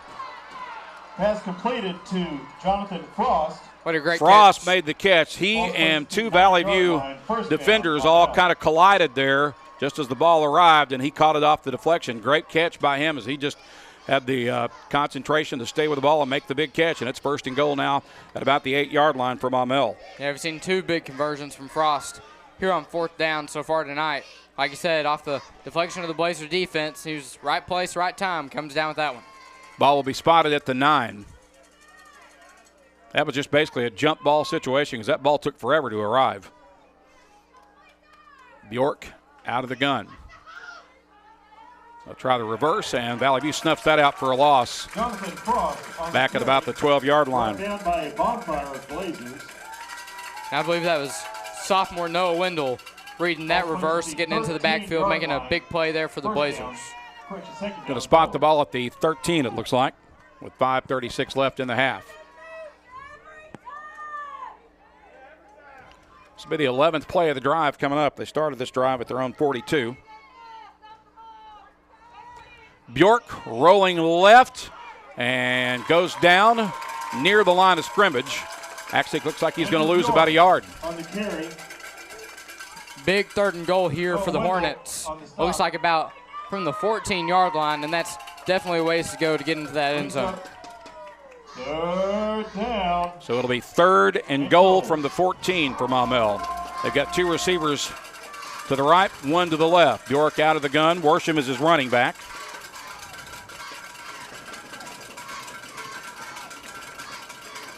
Worsham will shift to his right hip now. Bjork looking to throw, fires across the middle, incomplete. That'll bring up 4th down. I believe that's intended to the great receiver Elijah Newell. It looked like him and Bjork weren't quite on the same page. So now 4th and goal from the 15. It looks like they're going to run the field goal unit out there. And that surprises me because according to their statistics, I've only seen 1 field goal attempt on the year. and I mean they've struggled with extra point kicks. So this will be about a 31-yard attempt. And like you and Coach Cochrell mentioned, they're very good at blocking field goals on special teams, the Blazers. They blocked 1 field goal attempt the last 2 weeks. Now we've got a timeout, I believe, taken by the Hornets. So we'll take the timeout with them. 4:39 to play in the half. Valley View leads 14-8. We'll return in 30 seconds on the EAB Sports Network. Anywhere at your #1 shipping source, Pack Mail in Jonesboro. Here's Pack Mail Tim to tell us more. We are the experts at finding solutions for even the most demanding shipping situations, and our experienced staff can help you choose the best option. So if you need to go to the post office, then FedEx, or all the way out to UPS terminal, and then get that international shipment to DHL, you can do it all in one fast, convenient, and friendly place. Pack Mail. 361 Southwest Drive in Jonesboro. Ship anything, anywhere, today at Pack Mail. 4:39 to play in the half. Maumelle facing a 4th and goal from the 14. They initially ran what appeared to be their field goal team out there. Then they took a timeout, so we'll see what Maumelle's going to do. I think they're going to, I think they're going to go for it here as they go back to a traditional spread. They'll send 1 receiver wide right, 2 to the left. And it really doesn't surprise me considering only 1 field goal attempt on the year besides extra points, but big play here for both teams here in the first half. Bjork sets up, fires into the back corner of the end zone. That is out of the back of the end zone. It'll be incomplete, and the Blazers, for the 2nd time tonight, will get a takeover on downs. Big defensive stand there by the Blazer defense. Yeah, that's huge for the Blazers once again, making sure the momentum stays on your sidelines, and great job there by the secondary. Had everybody in good coverage and forcing Bjork to throw that one near the back of the end zone, then ends up going out of bounds. So Blazers get the ball once again. So Turley will lead his offense back onto the field. The Blazers will take over at their own 14-yard line with 4:35 remaining in the half. Valley View up 14-8. He'll send Starks wide to the right. I believe that's Andrew Jones to the near side on the left.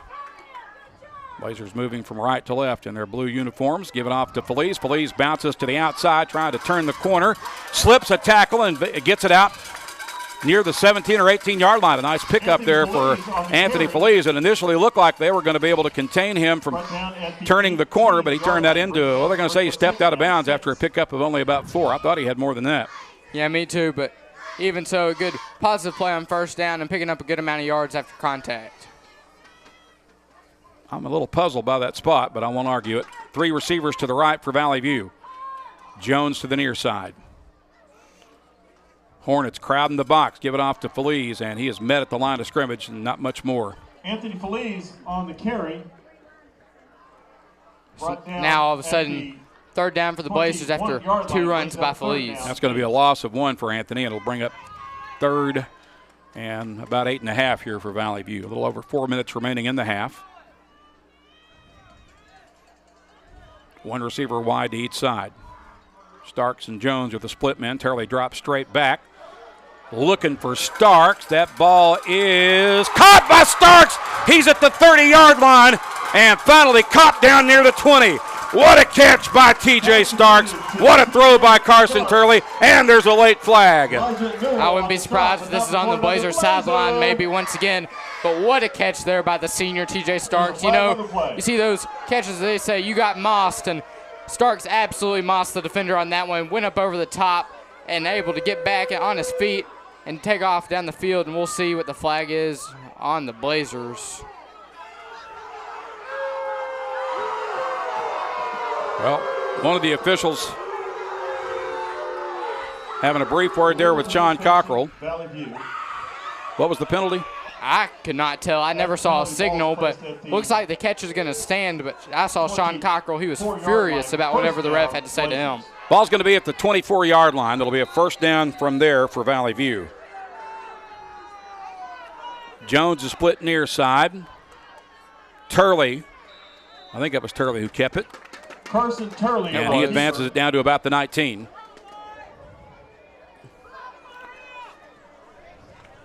Yeah, this officiating crew has not done much to endear themselves to this home crowd tonight. Yeah, that's for sure. Now, I just don't know what the penalty was unless there's something on the sideline again. I can't imagine what that penalty was about. It was only, well, I won't even speculate. Here's a catch and a touchdown by Andrew Jones. Welcome back, Andrew Jones. Yeah, welcome back to the end zone, Andrew. The junior stepping into the injured spot of Drew Gartman, and he's made another great catch into the end zone right where Andrew Jones belongs. And the Blazers have a big score to go up. 2 scores here in the second quarter of this one. 21 yards from Turley to Jones. Extra point pending for Brody Dix. 3:11 still to play in the first half.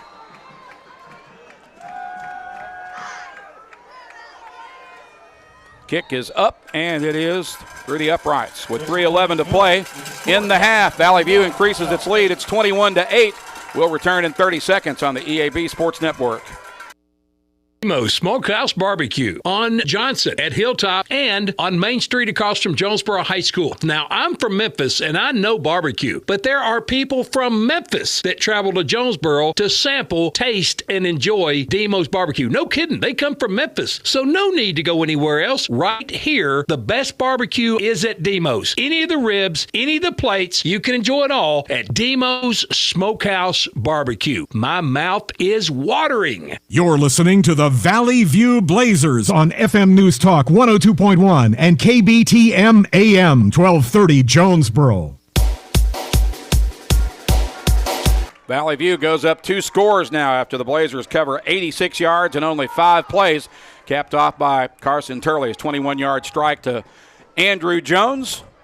And Valley View leads it 21-8 now after the extra point kick by Brody Dix. And now awaiting the Dix kickoff from the 40-yard line. The return men for Maumelle are set up on each hash at the 20-yard line. This will be a line drive kick that will go over the head of the return men and into the end zone for a touchback as Brody Dix gets a nice hand from the Valley View crowd.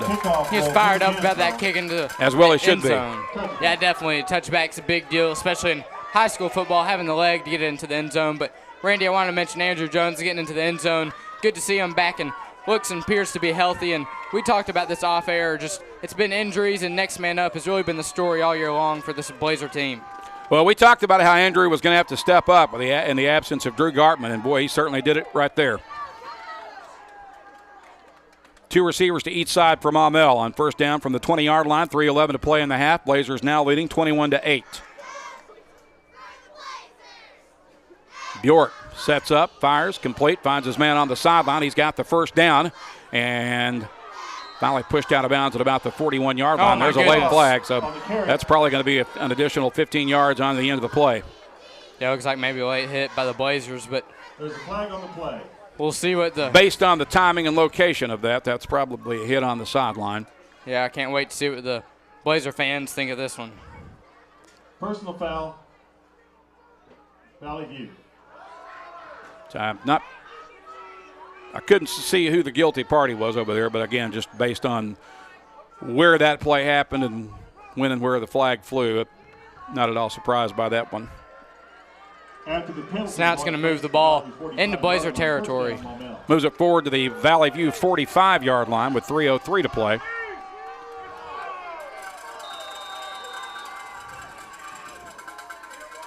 Hornets will come with 2 receivers to the left.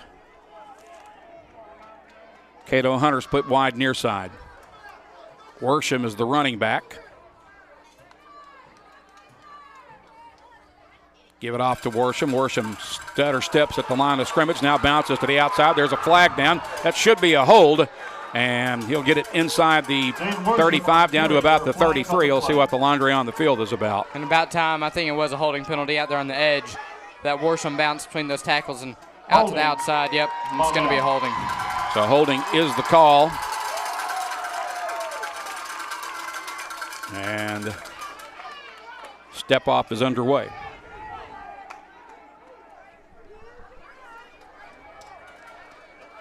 After the penalty, the ball placed. Moves the ball back to the 45-yard line of Maumelle and sets up a 1st and 20 from there for the Hornets. We're at 2:54 remaining in the first half. Valley View leading 21-8. Maumelle drew first blood, but Valley View has since reeled off 21 straight points. 2 receivers, actually 3 to the right, 1 to the left. Here comes pressure, and that ball is incomplete and underthrown. Pass intended for Jonathan Frost falls incomplete. Frost was Jonathan Frost was the intended receiver. Yeah, the 2 Blazer defensive ends, Noah Wendell and Bournes back there on the pressure, forcing the incompletion. Brings up a 2nd and 20 for the Hornets from their own 45. 2:40 left in the half.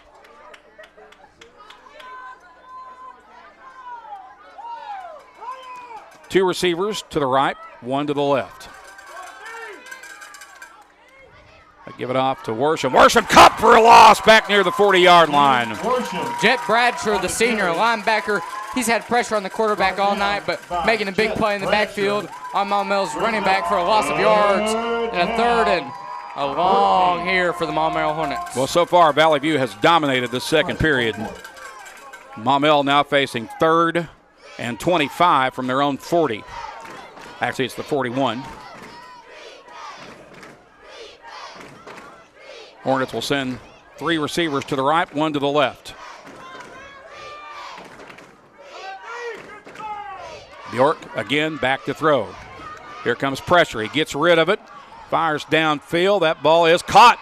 And the receiver caught at about the 15-yard line. Actually, they're going to say he's down to about the 13 on the catch by Elijah Newell. Once again, who else but Newell, the great explosive receiver for the Hornets. Just 50-50 ball, went up and got it. Great catch by the Hornet receiver. So it's a first down from the 13-yard line for Maumelle with 3 receivers to the right, 1 to the left. Bjork again working out of the shotgun. He'll show it to the running back. Ball is deflected and knocked down near the line of scrimmage. I'm not sure who got their mitts on it, but somebody swatted that ball away. Great play by up front for the Blazers, getting their hands on it and not allowing that one to get towards the intended target in the end zone. Brings up 2nd down from the 13, 2nd and 10.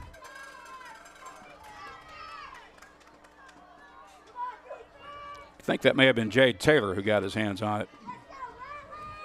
Yeah, I think that was right. It looked like somebody in the second level in the linebacker area. And Jade, the kick blocker extraordinaire, is known for getting up in the air and getting his hands on balls like that. Here's Bjork back to throw. Got time, pump fakes. Now he throws it downfield, and that is caught, I believe, for a touchdown. It is. Once again, jump ball to the great receiver, Elijah Newell. We sure have called his name a lot here early tonight. He went up once again, got the 50-50 ball, far corner of the end zone, and Maumelle back within 1 score. So a 13-yard pass from Bjork to Newell. And Maumelle will go for 2. 1:27 to play in the half.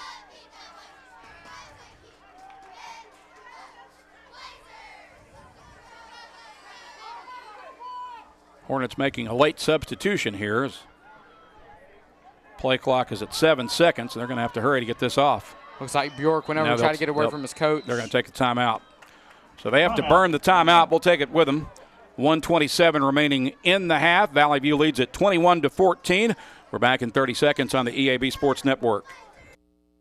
Replacing an old appliance or remodeling your whole kitchen, the appliances you need are right around the corner with GE Appliances at Tucker's Appliance Superstore in Jonesboro. Shop timeless designs and time-saving features on the appliances that are built to last in the busiest homes. Visit Tucker's Appliance today and upgrade your home your way with GE Appliances and your local experts. Shop Tucker's Appliance today and save. Tucker's Appliance. Set to return to play after the timeout for Maumelle. They're lining up for a 2-point conversion after the touchdown a moment ago. Bjork out of the gun. Running back is on his left hip. And Bjork will keep it, and we will be denied the end zone as the 2-point conversion attempt fails as they catch him at about the 2-yard line. So Valley View denies the 2-point attempt, and our score remains 21-14. We'll be back in 30 seconds on the EAB Sports Network. Join the Squirrel Squad and join the fun. Teach your children the importance of savings by opening a youth savings account at First Community Bank. There's no minimum to open an account and no monthly service fee. Interest is paid quarterly at the current youth savings rate. Members will receive a membership kit when they sign up. Each member that saves over $100 will receive a free Squirrel Squad t-shirt. First Community Bank, where community comes first. Member FDIC. Checking accounts without activity may be charged dormant account fees. Rates subject to change. TJ Starks and Parker King back to return the ensuing kickoff from Maumelle after the Hornets cover 80 yards in 5 plays. The touchdown was a 13-yard pass from Andrew Bjork to Elijah Newell. They went for 2 and missed it, and it's 21-14. Valley View with the lead and about to get the ball back. This kickoff will be fielded at about the 22-yard line by the Blazers. Return across the middle and advanced up to about the 42 or the 43-yard line. Valley View will have good field position. Gavin Tice. On the return from Gavin Tice.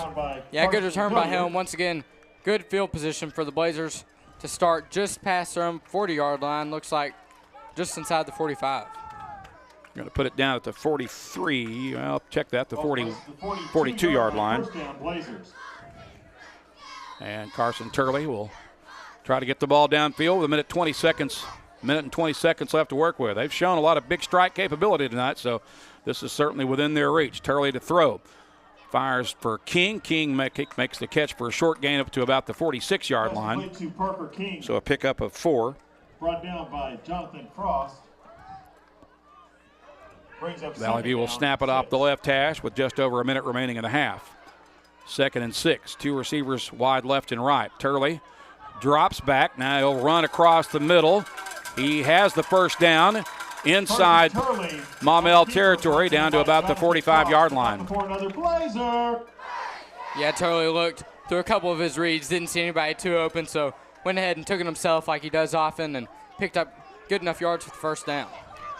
Clock ticking with 46 seconds left. Now they're going to stop the clock, and Valley View will take the timeout. So the clock will pause with 45 seconds remaining in the half. Valley View will have a first down from the Maumelle 45-yard line. We'll be back in 30 seconds on the EAB Sports Network.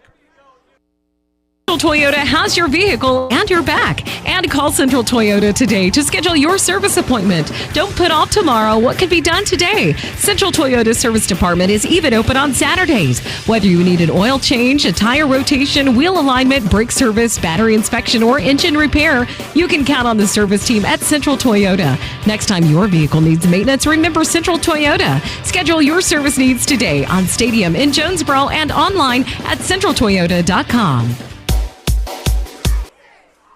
Welcome back to Central Dealership Stadium. 45 seconds left to play in this first half. Valley View leading 21-14. If the Blazers are able to advance tonight, it's already pretty certain who our opponent's going to be next week, Tyson. Yeah, it looks like Shiloh Christians put up 44 points in the first half while shutting out Hot Springs. Pretty dominant performance so far by Shiloh Christian, to say the least. 3 receivers to the left, 1 to the right for Valley View. Turley back to throw. Fires, looking for Jones. Oh, and he just missed it off the deflection. It'll be incomplete. Good play there by the Hornet secondary, just getting a hand on it. Jones had him beat, but just a little deflection throws Andrew off guard there, so incomplete for the Blazers. Blazers will get it back with 41 seconds left. It'll bring up 2nd and 10 from the Hornet 45.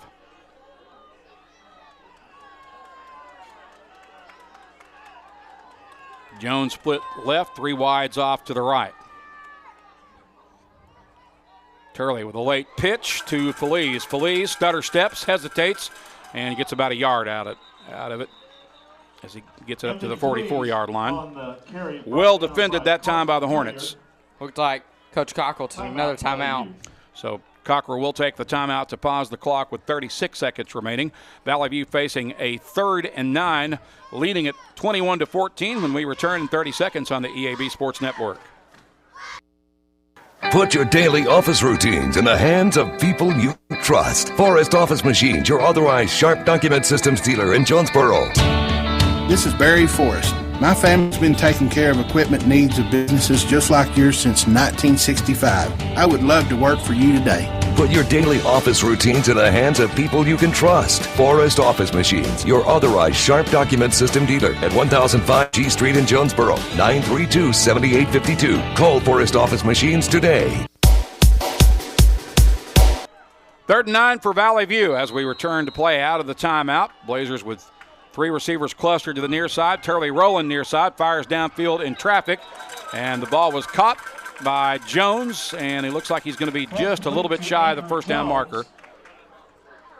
Yeah, but near the sideline, able to catch it and get out of bounds, so stops the clock for the Blazers. Stops the clock with 33 seconds left as Valley View faces a 4th and 1 from the 36.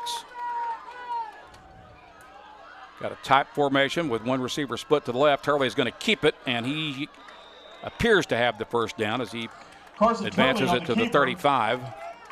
And I believe he got enough to move the chains. Right down the 35-yard line.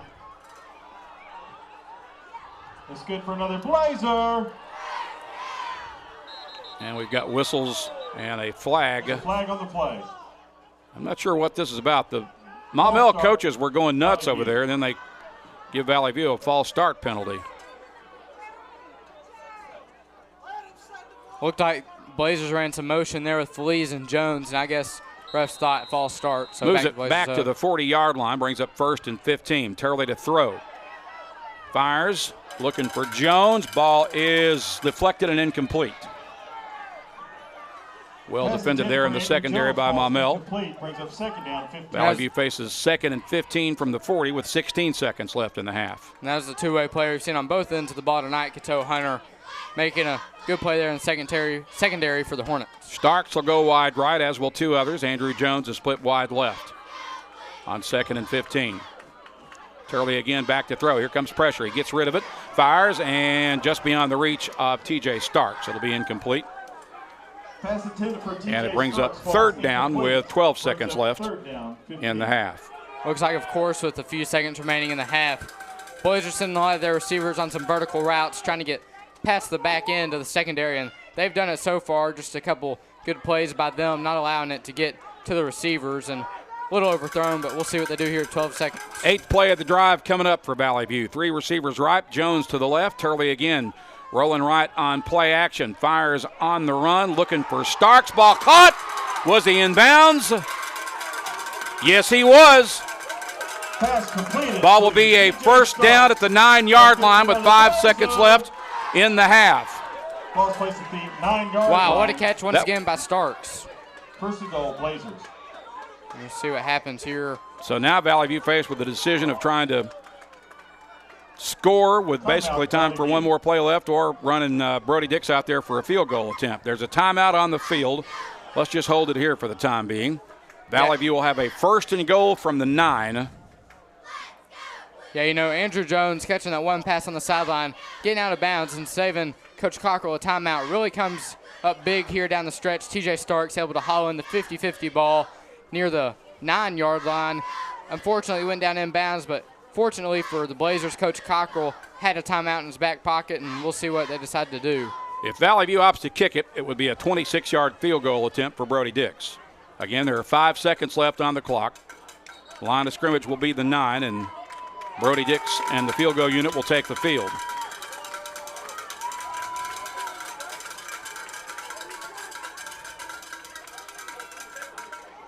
Brody Brody Dix into 10th. Caden Trevathan will provide the hold. Talon Cobble will be the deep snapper.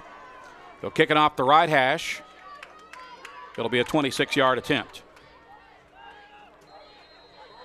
5 seconds left in the half.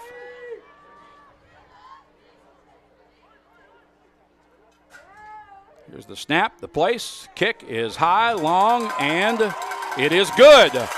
And that will end the first half on a 26-yard field goal by Brody Dix. His second field goal of the year. He's 2 for 2, and the Blazers lead it by 10, 24-14 at the half. We'll be back in 2 minutes with our Kavanaugh Auto Group halftime report on the EAB Sports Network. Trust is now bringing full-service banking to Jonesboro. To celebrate, we're offering you $200 extra. Just open a new checking account with Evolve. Have at least 2 qualifying direct deposits of $500 or more within 90 days. Then we'll deposit $200 extra into your account. It's just that easy. Open a new Evolve checking account and receive an extra $200 in your account, plus free checks for a year. Restrictions apply.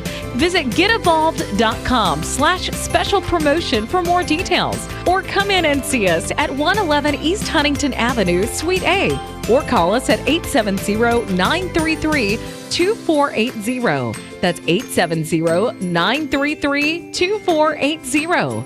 Evolve Bank and Trust. Equal housing lender. Member FDIC. No matter what the season, it's always a great time to go to Wings to Go. Whether it's football, whether it's basketball, whether it's baseball. David, give it back right after this spot. They put one more second back on the clock. Hamburgers, everything they have at Wings to Go is always flavorful, and it's always ready. All that has to happen is you come down and enjoy them. Happy winging from Wings to Go. All right, so they put one more second back on the clock. We just thought the first half was over with. There was a discussion as both teams were attempting to leave the field, but the officials decided that there was 1 second left on the clock after the Brody Dix field goal. So it's currently a 10-point Valley View lead, 24-14, and there will be time for a kickoff. And I'm interested to see here if they let Brody Dix try to kick it back into the end zone to try another touchback or angle kick it. I think he's going to pooch kick or angle kick this one. I'll be shocked if they kick it deep. And it is an onside kick, actually. And it's up for grabs, and Valley View gets it. Of course, there's no time left on the clock to do anything with it, but Valley View did recover that kick. And recovered by Jade Taylor. As Jade Taylor got on it. That's the end of the first half. I didn't expect that, I'll admit, but nonetheless, the first half is finally over after a little high drama there at the end. And we'll now step aside for another 2-minute timeout and back with our Kavanaugh Auto Group halftime. We'll recap first half numbers when we return in a moment on the EAB Sports Network. We see your commitment to making your project a success. From the pro up with the sun that doesn't quit until it goes down to the DIYer who faces each challenge head on, our seasoned store partners support you every step of the way. Since 1885, Barton's has been the backbone of local communities for every type of project. From new construction to home remodel, our dedicated team is here to empower your project with local delivery options and a variety of complimentary project services, including expert kitchen planning. Visit your hometown team today and build it better with Barton's. Play It Again Sports wants to pay you money. Now that I have your attention, Play It Again Sports in Jonesboro wants to buy your used sports equipment. You heard me right. If you have something that's either outgrown or no longer being used, bring it to Play It Again Sports now. They're looking for youth and adult baseball and softball equipment, golf, weights and workout equipment, disc golf, you name it, Play It Again Sports can turn it into cash for you. Go by Play It Again Sports at the corner of Highland and Caraway in Jonesboro. Have you been struggling to find the right in-home care for your loved one? Well, look no further than Cornerstone Caregiving in Jonesboro. Their trusted staff can't wait to meet your loved one. They want to know what cereal they prefer, what music they listen to, what makes them feel most like themselves. They're proud to offer a thoughtful arrangement of services that promise compassionate care for you or your loved one. For more information, visit cornerstonecaregiving.com/Jonesboro. Cornerstone Caregiving, where compassionate care meets you right where you are. Build an exciting career that you can be proud of at Atlas Tube. Steel products we make can be found everywhere. Work in a technologically advanced, safe environment. Team up with the best and brightest people in the industry. Learn on the job and through our continuing education programs. And best of all, get rewarded for being a great teammate. At Atlas Tube, the sky's the limit. We're now hiring electricians, PLCs, specialists, millwrights, and more. See the full list of openings and learn more by visiting atlastube.com/team. That's ATLASTUBE.com/team. We welcome you back to Central Dealership Stadium. We reached halftime here in Southwest Jonesboro, and at the break, Valley View leading Maumelle 24-14 after 2 quarters of play, as we welcome you into our Kavanaugh Auto Group halftime show presented by the Kavanaugh Auto Group. Check out Kavanaugh's entire selection of new and pre-owned inventory at KavanaughCars.com, and tune in later tonight to the Ticket Radio Network for the Friday Night Light Scoreboard Show presented by the Kavanaugh Auto Group. Will Oswald will have a full recap of everything going on across the area as well as the state. So at the break, and we have had a very entertaining first 2 quarters of football here, Tyson. Yeah, most definitely. You know, Maumelle got off to a quick start with the explosive touchdown play, then the successful 2-point conversion, and then Valley View scoring 21 unanswered points, some points off some turnovers for the Blazers, which is really good to see the change of momentum. Then, of course, the execution, turning those into points, and then Maumelle scored to make it 21-14, unsuccessful in the 2-point conversion, but then the big 2-minute offense for the Blazers, throwing the 50-50 ball to TJ Starks, him coming down with it inside the 10, and then Coach Cochrell having confidence in his kicker, Brody Dix, nails that one through the uprights and gives the Blazers the 24-14 lead here at halftime. Recapping scoring from the first half, Maumelle got the ball first and went 66 yards on their opening drive, covered it in 8 plays. It was capped off by Andrew Bjork's 33-yard pass to Elijah Newell. Bjork scored on the 2-point conversion run, and the Hornets took the early 8-0 lead. Valley View would answer that score with 3:45 to play in the first quarter on a 5-yard run from Carson Turley. That was a 3-play, 70-yard Valley View scoring drive. Brody Dix hit the extra point kick, and that pulled Valley View to within 1. It was 8-7 in favor of Maumelle at the end of the first quarter. Valley View took the lead early in the second quarter with 9:04 to play in the second period on a 31-yard run from Carson Turley. Brody Dix with the extra point kick. It was a 2-play, 33-yard drive set up by a Maumelle turnover, and Valley View went up 14-8 at that point. The Blazers would add on to it with 3:11 to play in the half on a 21-yard pass from Carson Turley to Andrew Jones. Brody Dix kicking the extra point to finish off a 5-play, 86-yard Blazer scoring drive. That put the View up 21-8. Maumelle would fire back and score with 1:27 left on a 13-yard pass from Bjork to Newell once again. That drive covered 80 yards in 5 plays. They went for 2 and missed it as Bjork got caught shy of the end zone, and Valley View led 21-14 at that point. Then the Blazers would get the ball back and cover 49 yards in 1:25, capped off by the 26-yard field goal from Brody Dix. And that set our halftime score with Valley View up 10 at the break, leading 24-14. We'll step aside for a 3-minute timeout and back with more of our Kavanaugh Auto Group halftime after this on the EAB Sports Network. A referral for your specialty services? You have a choice. The decision of where you receive care is yours. You can choose the only facility in Eastern Arkansas to receive an A rating in patient safety by Leapfrog, delivering world-class care and an unmatched safety protocol. You have a choice in your healthcare provider. Choose NEA Baptist, where safety isn't a goal. It's a promise. At First National Bank, our mortgage lending team knows what it takes to make a home and a superior home loan process. Simple, proven, and reliable service with competitive rates at a bank that already feels like home. Since 1889, that's been the First National Bank way, because for our people, this is home. Apply online at fnbank.net/mortgage. From our family to yours, welcome home. First National Bank. Member FDIC, Equal Housing Lender. Get huge savings now at every Kavanaugh dealership. Kavanaugh has a great selection of late model, low mileage, certified pre-owned cars, trucks, and SUVs. And most are still under factory warranty. We have every make and every model, so you're sure to find the vehicle you want. And when you buy at Kavanaugh, every new and used purchase comes with 1 year of free maintenance. Plus, we buy cars. Bring a vehicle, get a check. Come see us today at one of our dealerships or go to KavanaughCars.com. The team at Jonesboro Orthopedics and Sports Medicine has been taking care of our local athletes for over 40 years. And now they have 2 locations with JOSM on Main and the all-new JOSM on Matthews. Inside St. Bernard's Health and Wellness Center with non-operative providers Dr. J.T. Fisher and the newest addition to the staff, Dr. Morgan Benefield. Call 932-1820. Find them on Facebook and at JonesboroOrtho.com. Jonesboro Orthopedics and Sports Medicine, excelling in our field so you can excel on yours. The season of giving is here. Luckily, Santa has a new tool this year. From John Deere apparel, toys, tools, and more. GoGreenway.com has something green for everyone under the tree. No sled needed. Our elves will ship these gifts directly to your door. Cross off your Christmas list today at GoGreenway.com.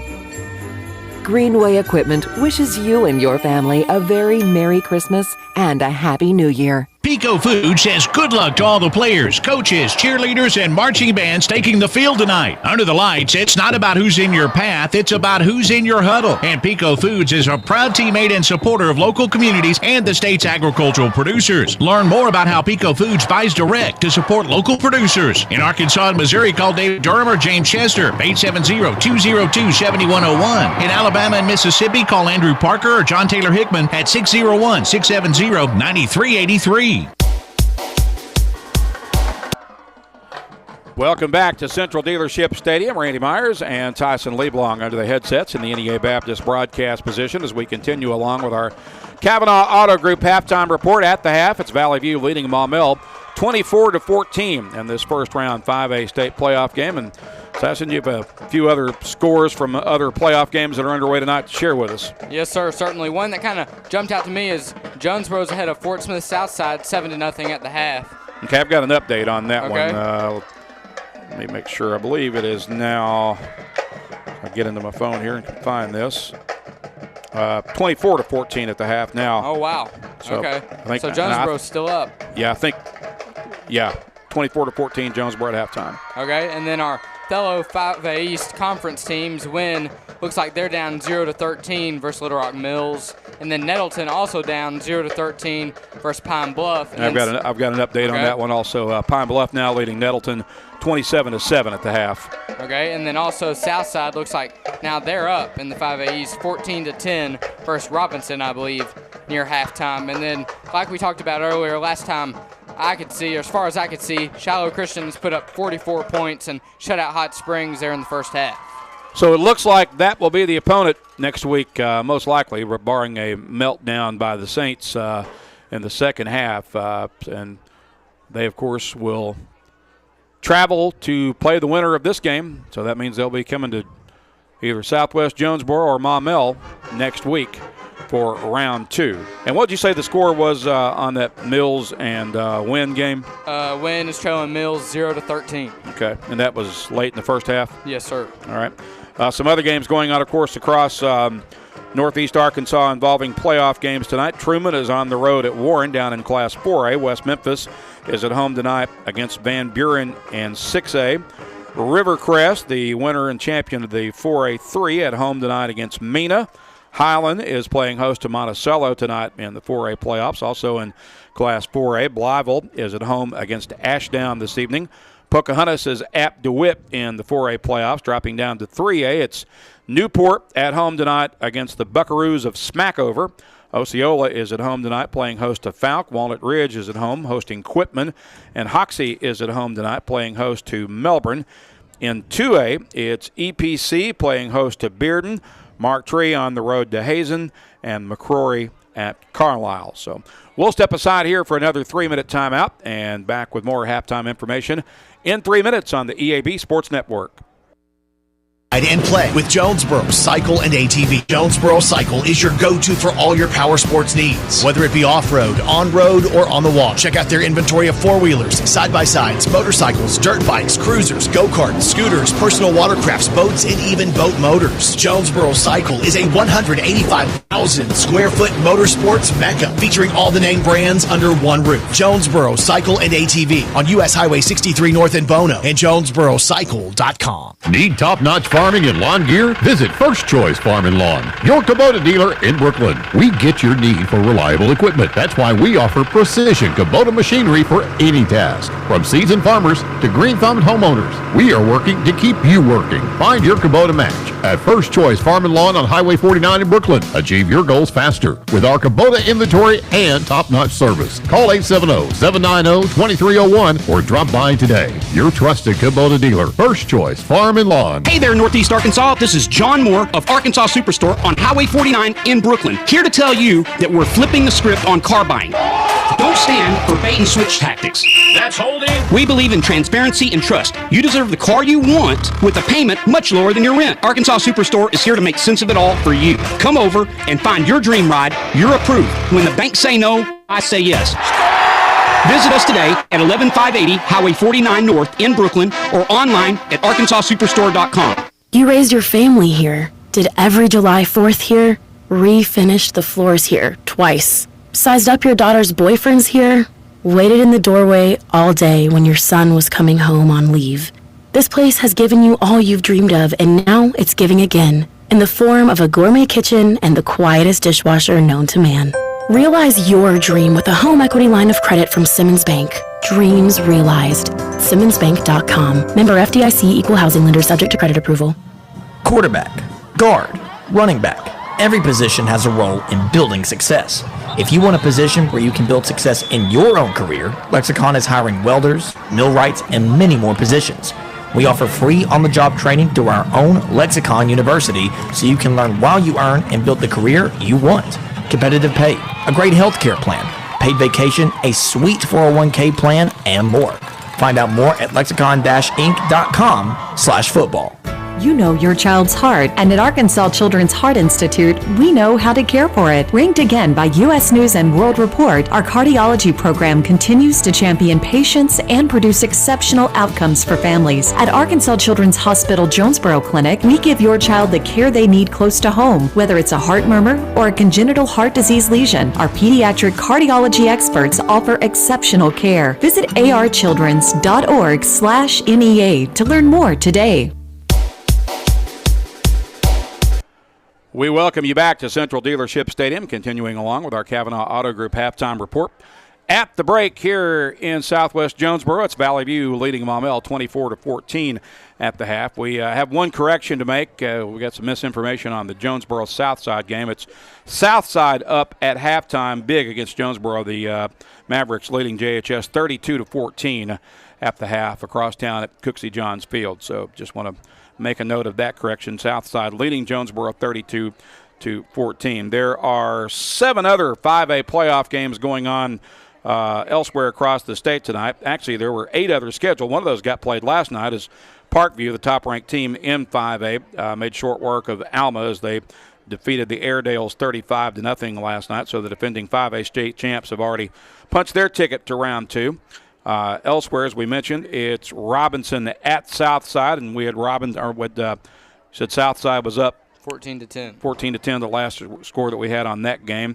Win is at Mills, with Mills ahead 13-0 in that game at last report.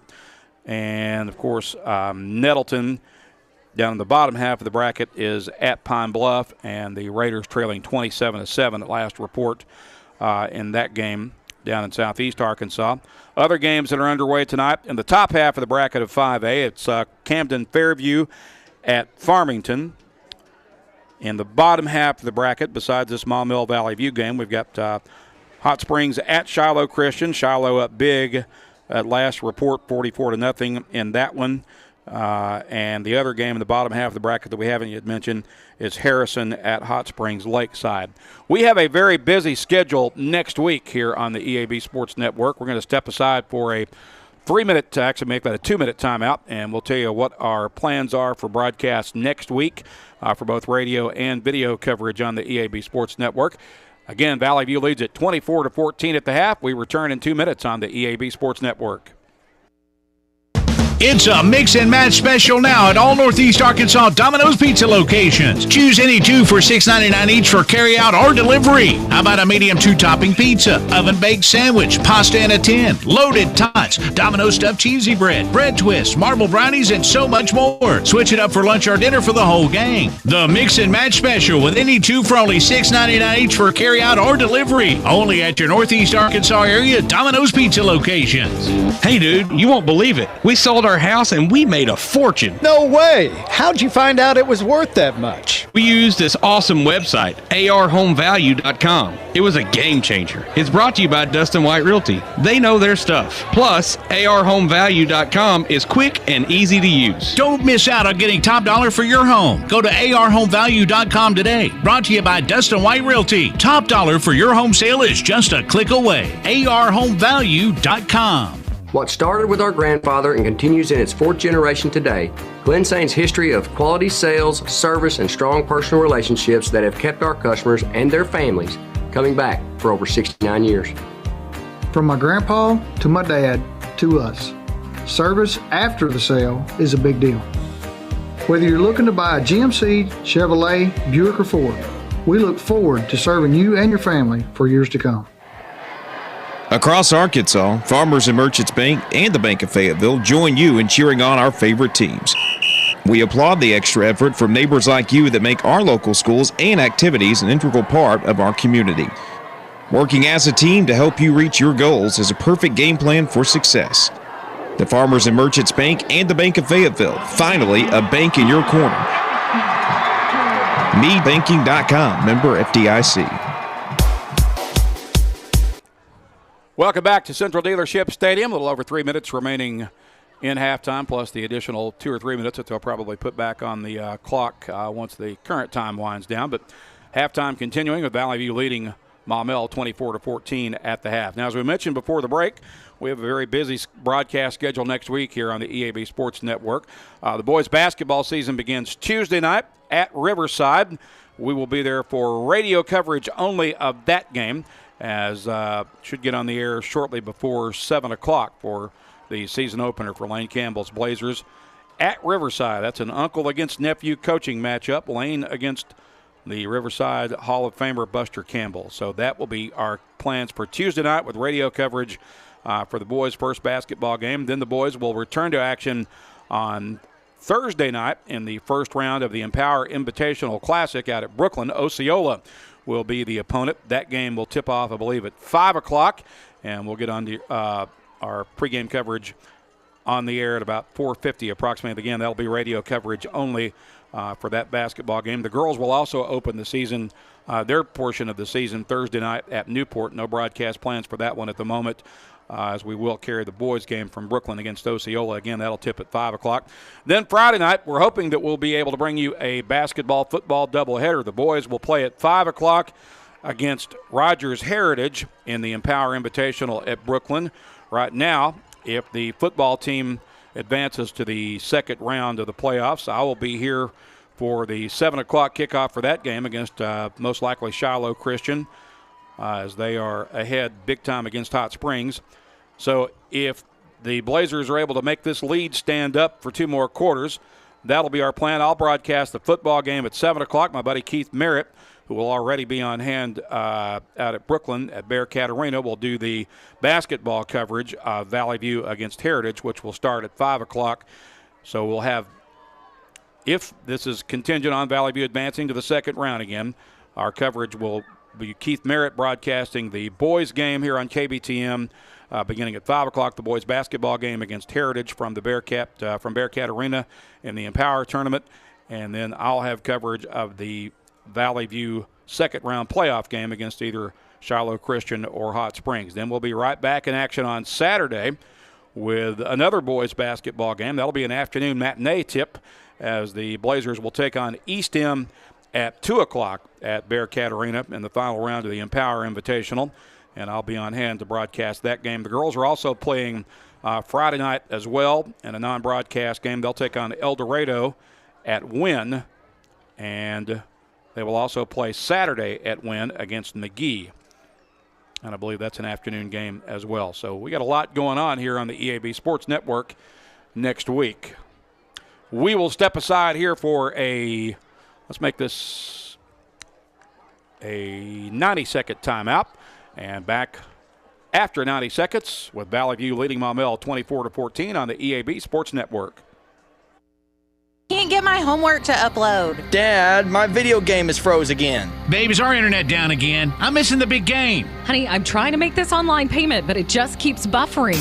Get your life up to speed with high-speed internet from Empower Broadband. Empower's reliable service brings high-speed internet to even the most remote areas of Northeast Arkansas. With Empower Broadband, you can stream your favorite movies, video chat with loved ones, work from home without interruptions, and so much more. Empower Broadband. Life up to speed. For more info, visit empowerbroadband.com. Valley View High School Athletics is brought to you by Gateway Tire and Service Center and Toyo Tires. Where there's always one thing you can count on, we go the distance for you. Before you hit the road for a trip across country or across town, drop by Gateway Tire and Service Center and check out the great deals on Toyo Tires. Whether it's tires or auto repair, you can always count on one thing. At Gateway Tire and Toyo Tires, we go the distance for you. At Gateway Tire in Jonesboro, we go the distance for you.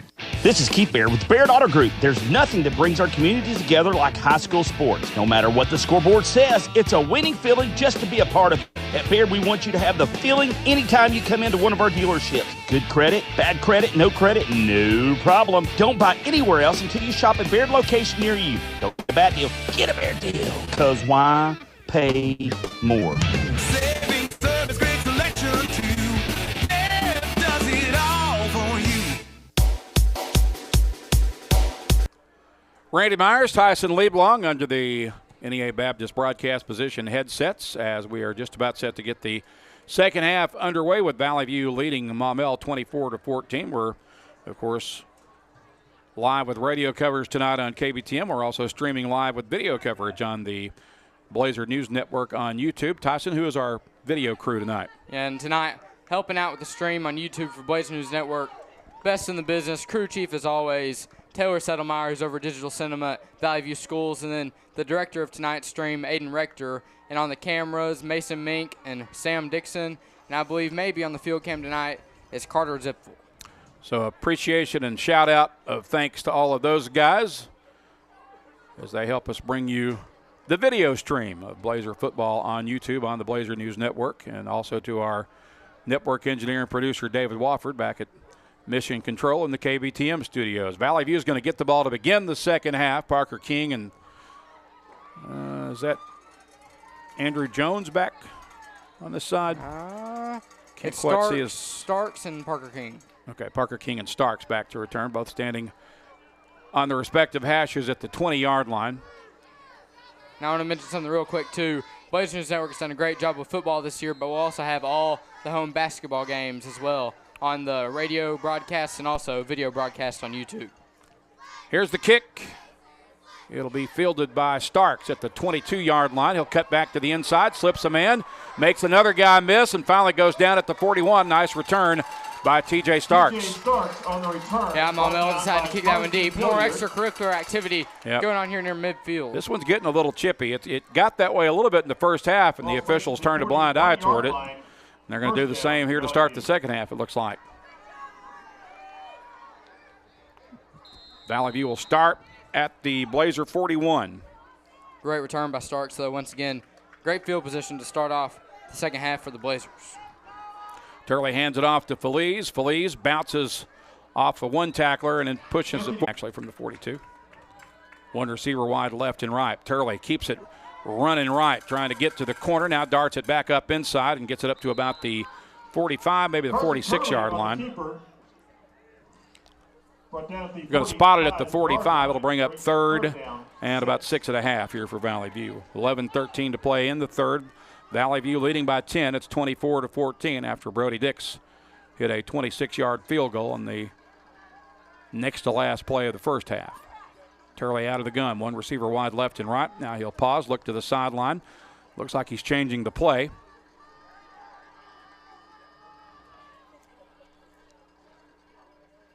And he's back to throw. Flushed, steps up, and gets caught. Got about a yard.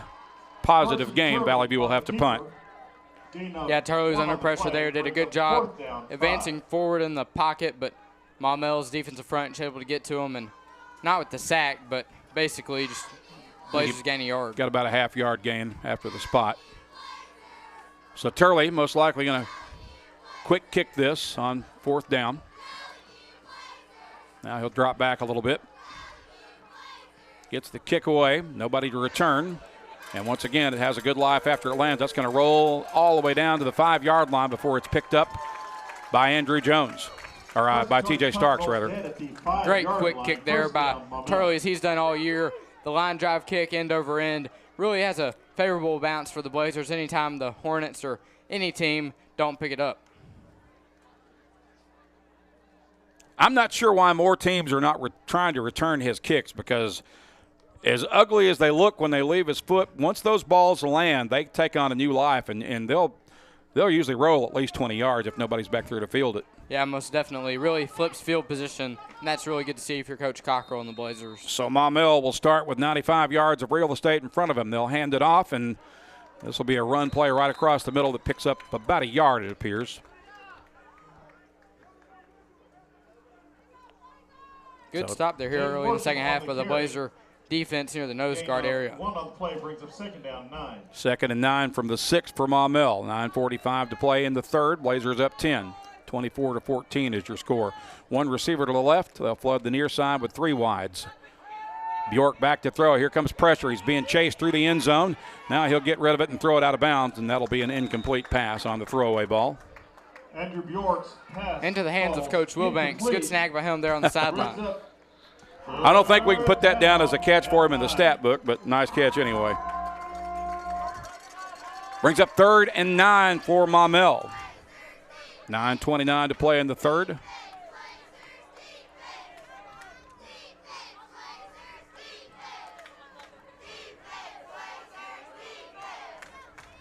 Two receivers wide left and right. Bjork standing at his own 2.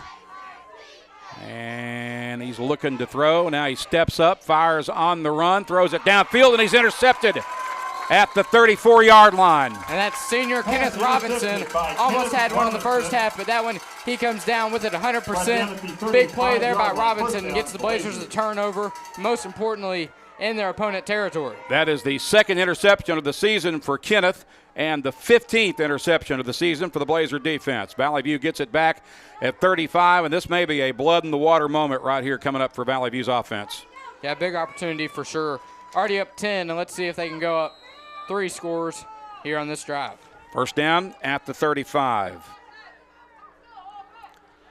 Turley gives it off to Feliz. Feliz gets some blocking over the right side and punches it forward for about 3 yards. Anthony Feliz on the carry. Gain of 2 on the play brings up 2nd down 8. Got 2 after the spot, and it's 2nd and 8 for Valley View from the Maumelle 33. The Blazers will snap it off the right hash. They've got Jones, Tice, and Irvin split wide left. Starks will line up wide right as he approaches the line of scrimmage.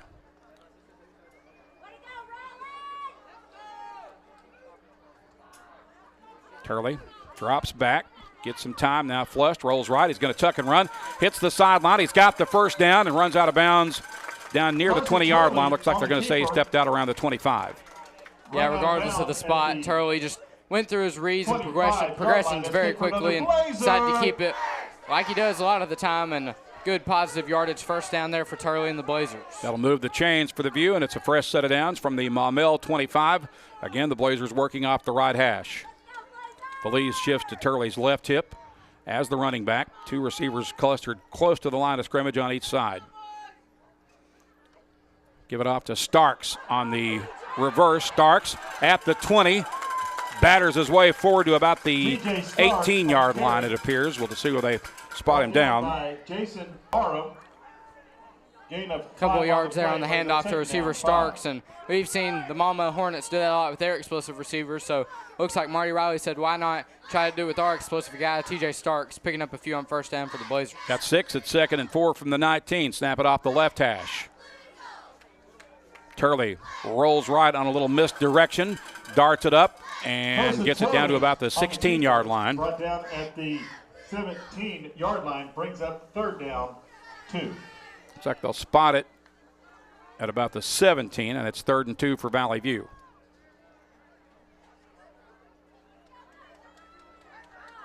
Irvin will check in late, replacing Parker King. Andrew Jones is split wide left. Turley wants to run with it, finds a hole to dart through. He'll get the first down as he's inside the 15, down to about the 12-yard line, maybe the 11. Yeah, smart play there by the senior Turley. Didn't even really look to pass it to the outside, just saw the hole that the offensive line gave him and able to pick up the first down there on 3rd and short. And I believe we have a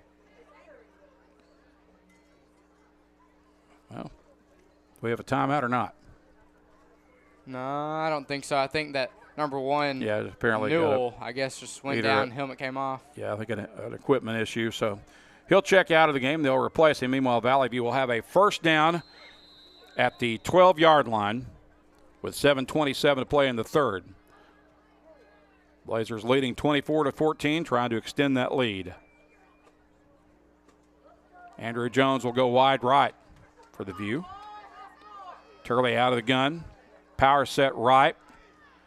And Turley looking to keep it. Runs left and puts his head and shoulders down. Picks up one, maybe two on the inside.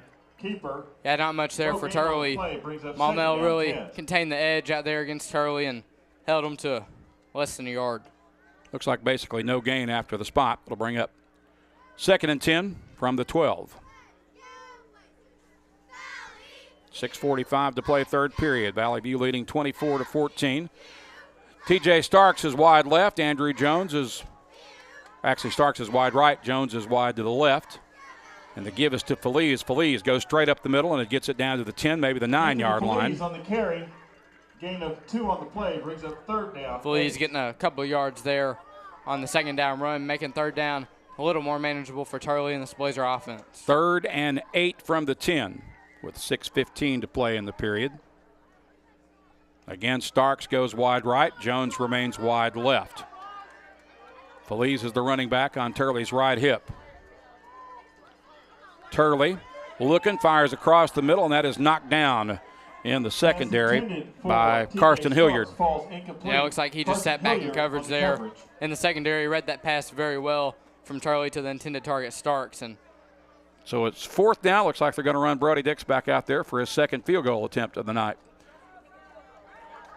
Now, I don't blame him. Made the 26 or 27-yarder going into halftime. We'll see if he can convert for the Blazers. This would be about a 27-yard attempt. From the left hash this time.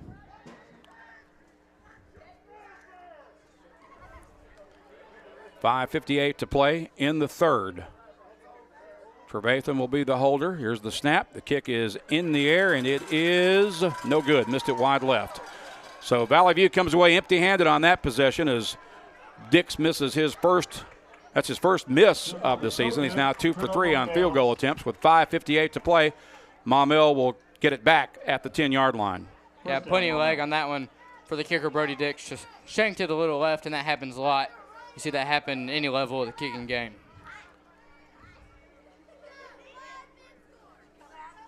Actually, Maumelle will get it at the 20 after the missed field goal attempt. And the Hornets will send 2 receivers wide left and right.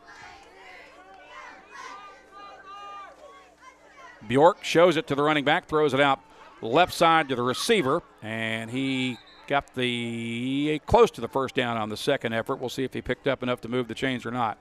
Yeah, Bjork in this Hornet offense really like the quick passes, I guess you could say, bubble screens at times, but just mainly quick passes to their shifty receivers, and they've really got a lot of positive yards off them so far tonight. Not going to have the first down. Needed it was 2 yards shy, so it's 2nd and 2. They'll send 3 receivers right, 1 to the left. Bjork keeps it, runs left, and has the first down as he hits the sideline and basically ran to one of his own blockers and got pushed out of bounds at that point. But it'll move the chains for Maumelle up to about the 40-yard line. Yeah, outside, picked up the first down and a little bit more and getting out of bounds there for the Hornets. Well, spotted at the 38. It's a first down from there for the Hornets. Flood the right side of the field with 3 receivers. 1 goes wide left. He's back to throw. Here comes pressure. He gets rid of it and throws that one out of bounds. Bjork got pressured in a hurry there. Another good quarterback hurry for the Blazer defense. Forces them to throw that one out of bounds on the far sideline. 5:40 left, third period. Blazers leading 24-14 in what thus far has been a scoreless second half. Again, 3 receivers right, 1 to the left for Maumelle.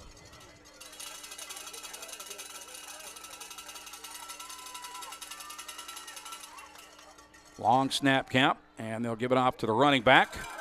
And he'll make some people miss. Now gets into open space. He's got the first down and finally caught at about the 49-yard line by Rylan Ramsey. A couple of impressive, really impressive shifty jump cuts there by Worsham. But sure was. Ramsey just stayed disciplined, stayed behind the ball, kept the ball in front of him, and able to tackle him, not allowing him to get more than a couple of yards past the first down marker. They've got it inside Valley View territory now at the Blazer 49 as they'll send 3 receivers to the left, 1 to the right. Looks like Johnson down to the Hornet backfield. And they'll give it to him. He's running laterally and gets caught. Might have got back to the line of scrimmage. No, he did not get back. It's going to be a loss of about a yard. And the big play, man, once again, Jade Taylor getting into the backfield for the tackle for loss there. Great play there by the junior linebacker. The negative play forces a 2nd and 11 for Maumelle from the 50. Hornets will again flood the right side of the field with 3 receivers. 1 goes wide left. Bjork sends his running back motioning right. He's going to throw it to him on the screen pass. That's Johnson, and Johnson gets about a yard on the short gain after the tackle by Jay Taylor and Brian Huff. Yeah, great job by the Blazer defense there, containing the screen pass there to Bubba Johnson, not allowing him anything, just back to the sticks. Big third down here. Got back to the original line of scrimmage. It's 3rd and 10 for Maumelle from the Blazer 49 with 4:12 to play in the third. 3 receivers to the left. Timmons is wide to the near side.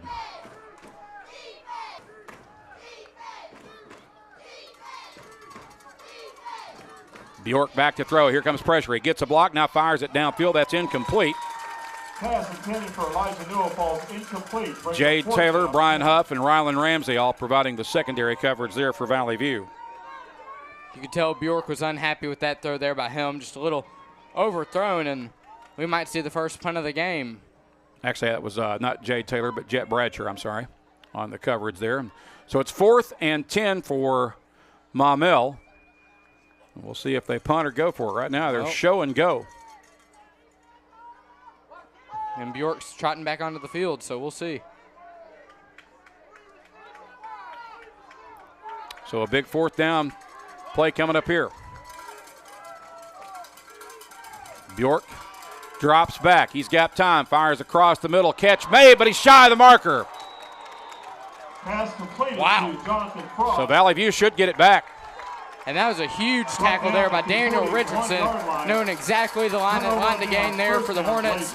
And wow, what a tackle by him. Big play there, giving the Blazers another turnover on down. That was indeed a big stop. Who'd you say made that tackle? Daniel Richardson. And he had a big game last week against Batesville and continuing to play well here tonight. So Valley View gets it back on the takeover on downs. The Blazers will start from their own 41. And Turley sends 2 receivers wide left and right. Give it off to Felice. Felice darts up the inside and advances it to the 45-yard line. Picks up about 4. Felice has done a great job of just running it between the tackles and sometimes outside the tackles, but you never know when the big play can hit. And we saw that big play capability by Anthony Felice in the first half. 2 receivers left and right. Maumelle crowd in the box. Now Turley will look to the sideline. Drops back into shotgun formation. Felice is his running back. And the give to Felice on the blitz. Felice punches it out to the 49 as he was able to get past those blitzing linebackers. Yeah, Felice doing a great job so far on this drive, running the ball north and south. That's a questionable spot. They're going to put it down at about the 48-yard line. Apparently his knee must have touched because it looked like the ball went down at about the 49.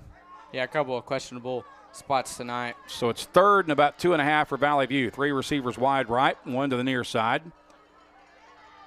The give, actually Turley keeps it, runs around the edge. He's got the first down. Now he hits the sideline in open field. He's at the 20. He's at the 15, and he's finally drug out of bounds inside the 10. Another big play from QB1, Carson Turley. Yeah, and the star-studded senior, Carson Turley, did a fabulous job there on the zone read. Looked like Fleas had it all the way. Even tricked me, myself, and he just kept it, got to the outside, a couple of good blocks, and now the Blazers have the ball inside the red zone once again. Ball will be spotted at the 7-yard line. Valley View will snap it off the right hash. Two receivers, Irvin and Jones to the near side. Starks goes wide right, give it to Feliz. Feliz trying the middle and gets caught and thrown back. Looked like he got back to the line of scrimmage, probably no gain. Loss of 1 on play. Actually, they're going to say it's a loss of a yard.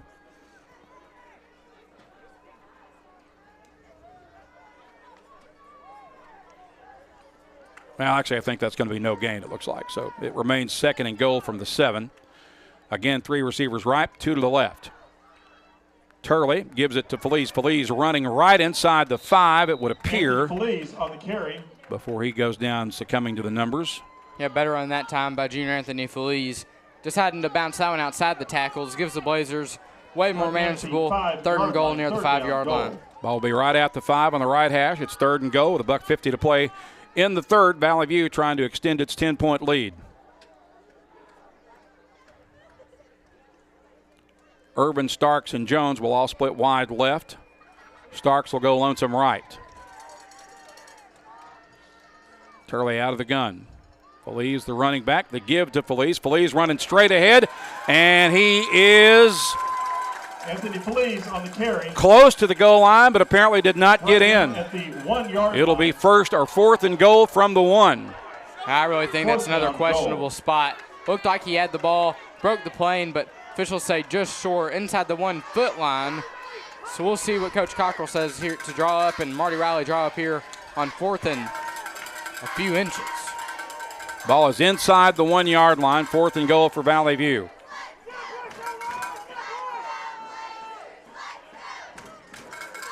Jones will go wide left. They'll go jumbo shotgun, power side left.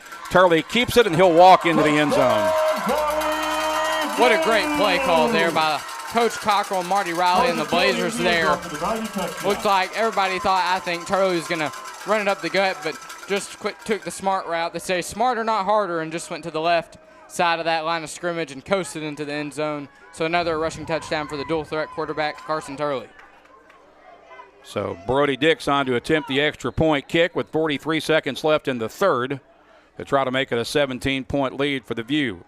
The kick is up, and it is good. Extra point is good. So with 43 seconds left in the 3rd, the Blazers push the lead to 17. It's 31-14. We return in 30 seconds on the EAB Sports Network.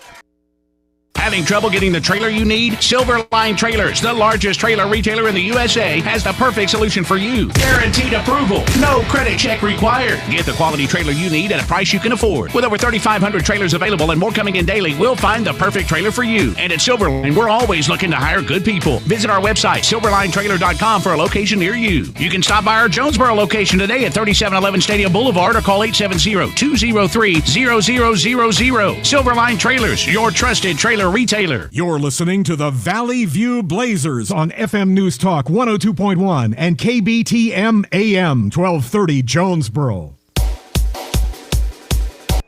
Valley View has extended its lead to 3 scores now. It's 31-14 with 43 seconds left in the 3rd quarter of this first-round 5A state playoff game. Brody Dix is set to kick it away from the 40-yard line. That was huge right there, that drive. Putting us up 17, guaranteed 3 scores. Worsham and I believe it's Johnson back deep to return for Maumelle. Dix kicks this one high and deep. It'll be fielded at the 7-yard line by Timmons. Yep, there's a flag down, and Timmons gets caught at about the 23-yard line. Actually, that was Newell on the carry, not Timmons. Newell on the return, rather. I really think that's a block on the back. Block in the back, sorry, on Maumelle. Either that or a hold.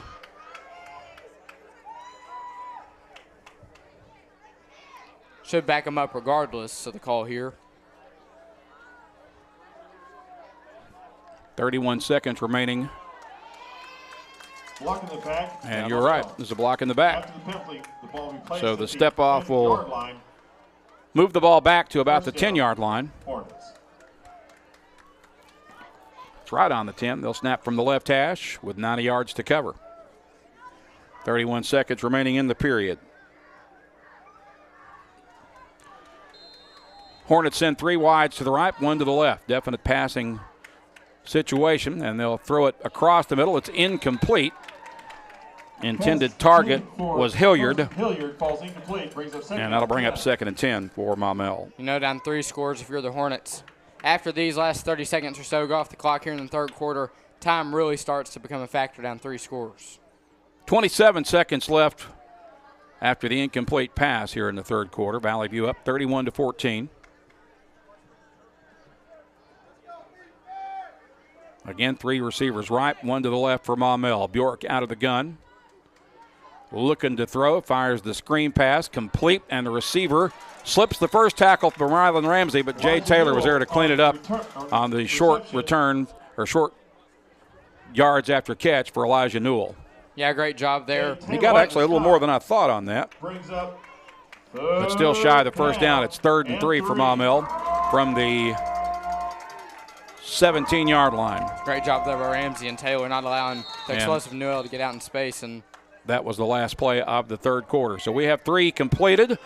1 more to play as we welcome you back after this 30-second timeout where Valley View leads Maumelle at the end of 3, 31-14 on the EAB Sports Network. More with More Air Conditioning. Is your HVAC system ready for fall and winter? Find out today with the More Super Checkup. Prevent unexpected breakdowns while extending the life of your system. Whether you need a heating or cooling inspection, we cover it all for just $55 for 55 years serving you. Call More Air Conditioning today, 870-336-2023, or visit us at moreac.com. Don't settle for less. You deserve more. Don't settle for less.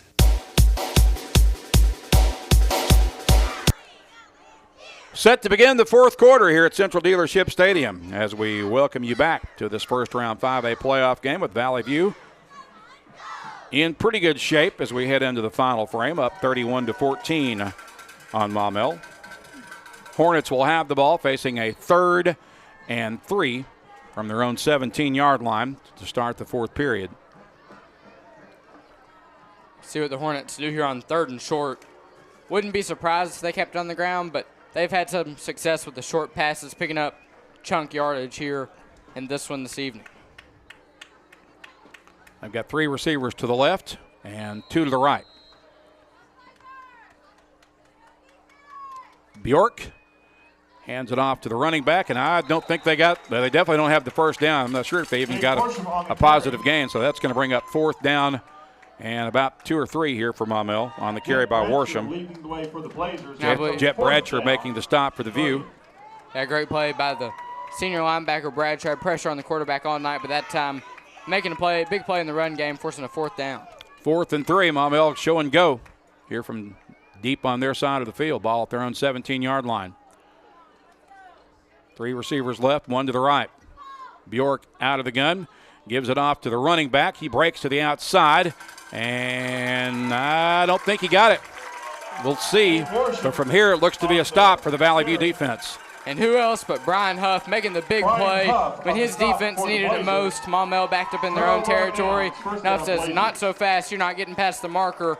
Blazers another huge turnover on downs. So it is another turnover on downs as the Valley View defense flexing their muscle here in the second half, and the Blazers are going to get the ball back at the Maumelle 18-yard line.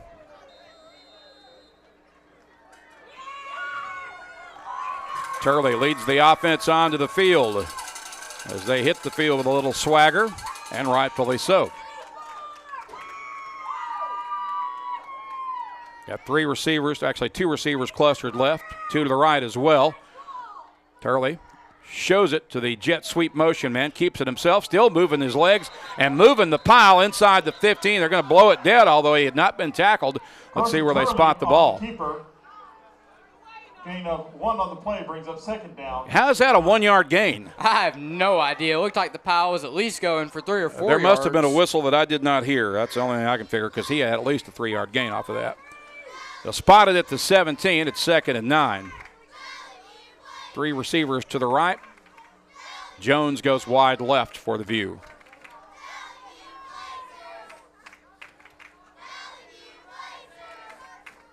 Feliz, the running back, on Turley's right hip. Long snap count. Give it to Feliz. Feliz tries the middle, and not much there. Looks like no gain. Anthony Feliz on the carry. No gain on the play. Even with no gain, the run game keeps that clock running for the Blazers. Absolutely. That really favors them, up 3 scores versus the Hornets. 10:07 to play in the game. Valley View up 31-14. 3 receivers right. Tice, Irvin, and Starks. Jones is lonesome left.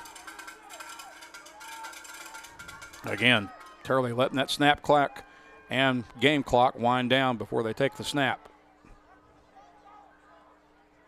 Now he'll take it, rolling right, looking to throw on play action, and it's incomplete.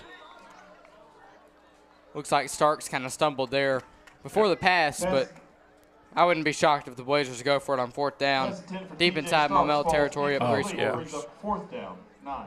Yeah, they're definitely too deep to punt it, and probably a little far out for Brody on a field goal attempt. So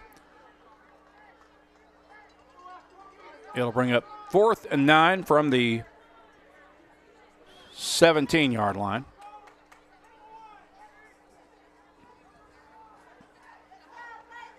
Again, Valley View letting the clock tick down. Now they're going to take a timeout. Timeout, Valley View. And discuss the situation. So we'll step aside with 9:41 to play. Valley View leading 31-14 on the EAB Sports Network. You love your truck, and Plaza Tire Service is here to help you make it even better with custom wheels, leveling kits, and the area's best selection of light truck tires, ATs, mud tires, and RTs up to 35s, and Big Plaza Tire Service has the tires you want in stock today. And we'll help you select a great combination that gets your truck exactly the way you want it. In Jonesboro and South Caraway, and now at our newest location on East Johnson Avenue. The biggest selection, the best service, and the lowest prices on light truck tires are at Plaza Tire Service. 9 minutes, 41 seconds left in the football game. Valley View trying to punch its ticket to the 2nd round of the state playoffs. They currently lead Maumelle 31-14. When the Blazers resume play, they'll face a 4th and 9 from the Maumelle 17-yard line. Turley will send 3 receivers to the right. Jones goes lonesome left. Feliz is the running back on 4th down. Shows it. Fires across the middle looking for Starks. Ball is caught. Was he inbounds? Touchdown, Valley View. He was interfered with and still caught it for the score. Yeah, defensive pass interference, but who cares? CJ Starks coming down with one heck of the over-the-shoulder catch. Big touchdown from the senior stud receiver, and the Blazers go up now even more after being up 17 points. Pass interference. Maumelle. Obviously, the penalty will be declined. Valley View will take the play, and Brody Dix is on for another extra point kick. 9:35 to play. And that's a dagger right there if you're the Blazers. Yeah, I think so. You could see the wind started going out of Maumelle's sails on that last turnover on downs, and as you just said, that play may have been the dagger to the gut. Brody Dix's kick is good. Valley View leads it 38-14 with 9:45 to play. We're back in 30 on the EAB Sports Network. At First Security, we've been investing in our home state since 1932, growing deep roots and even deeper relationships. We're part of Arkansas. It's part of us. Today, First Security puts all of that history and stability to good use for you, pouring our resources into the people and places we love best. Arkansas communities, Arkansas families, and Arkansas futures. First Security. Bank better. FSbank.com, member FDIC.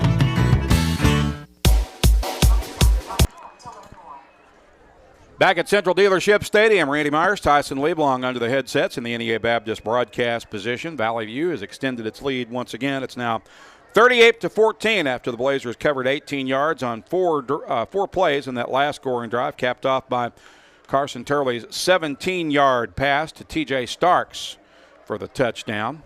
It's been all Valley View in the second half. Yeah, definitely. Blazers have had some very good second halves and games in the regular season as well, but Brian Huff, the senior 4-star linebacker, really got that let's say drive started for the Blazers with the turnover on downs, and then Starks making a heck of a catch, being interfered with, but did not matter. Touchdown Blazers. After a penalty, Valley View will kick off from the 45-yard line of Maumelle, and that kick will go into the end zone for a touchback, and Maumelle will get it at the 20-yard line. Brody Dick's kickoff. Now, I mentioned near the end of the third quarter, time's going to start to be a factor for the Hornets, but now it is more than ever down 24, which would be 3 touchdowns and 3 successful 2-point conversions, but that'd be very difficult to do with, looks like, just under 10 remaining. Yeah, especially against this Blazer defense, and they have really played well here in the second half in particular. So Maumelle will start from the 20. They'll snap it off the right hash, sending 3 receivers flooded to the near side, 1 receiver off to the right. Bjork is the quarterback.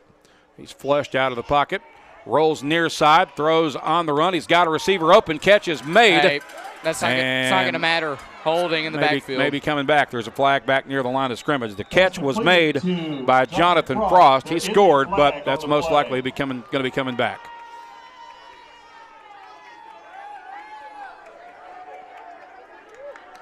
So wipe out the touchdown. Yep, holding. Holding, Maumelle.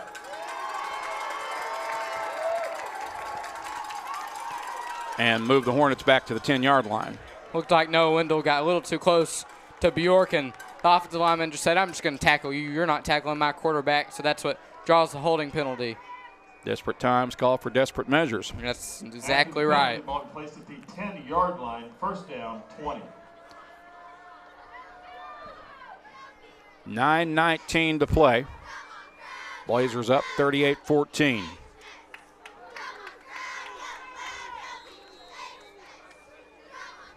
Three receivers left, 1 to the right. Bjork sets up, fires for the sideline, catch is made, and he's pushed out of bounds, and there are late flags at the end of that play. Man, I have no idea what that could be there. I mean, I'm not sure either. I didn't see anything that would warrant a flag. Yeah, Ramsey looked like good coverage and a clean tackle. I mean, he was still in bounds when the contact was made. Personal foul, face mask, Valley View. Okay, it's a face mask penalty. So I didn't see that. I'm not saying it didn't happen. I just didn't see it. It was on the far side of the field from where we're set up. So me neither, but free 15 yards for the Maumelle offense. Moves it out to the 36 after the step off.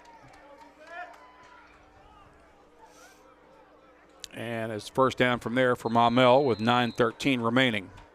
Valley View ahead 38-14.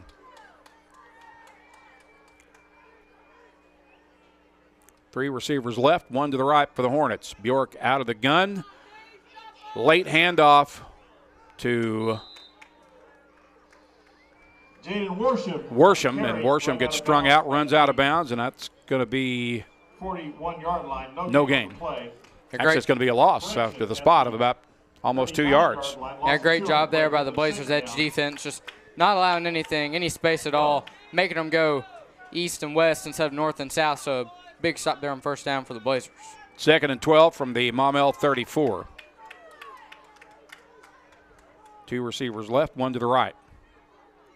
Bjork drops straight back. Now he's going to move forward, throws it downfield into double coverage. That's incomplete.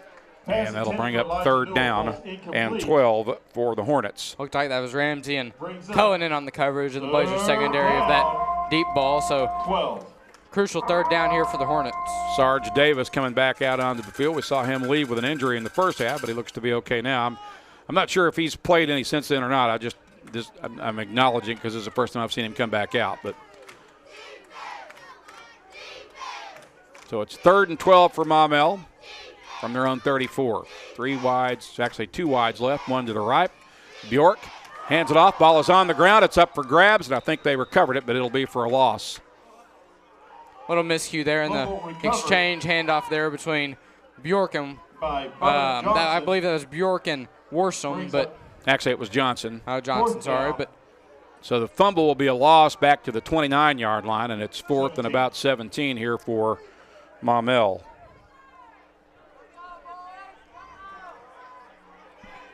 Eight minutes and 30 seconds remaining in the game. This would really be a nail in the coffin if the Blazers stop them here. backed up in their own territory on 4th and 17.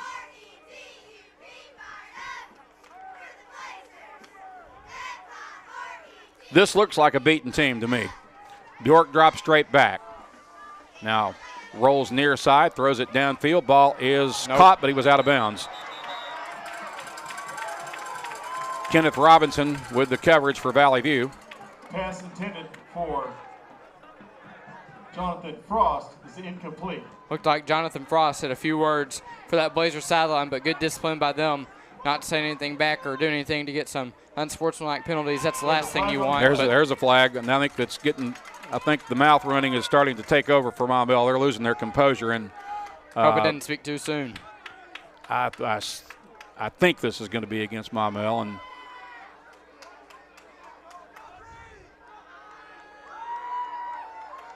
we know Valley View is going to get the ball back. Personal foul, Maumelle. And it is a personal foul against Maumelle. Things have been chippy all night, but they've really escalated as Valley View has gotten a bigger lead. But good job there by the officials not letting anything unnecessary happen as the Blazers are up big in this one. So the step-off is going to move the ball all the way down to the 6-yard line. Valley View will have it first and goal from there with 8:02 left to play. There's Carson Turley. I believe this might be the first time tonight we've seen senior Zane Guthrie in the game, if I'm not mistaken. I believe you're right. He does check in for this first down and goal play from the 6-yard line. Blazers will work from the left hash. TJ Starks has split wide right.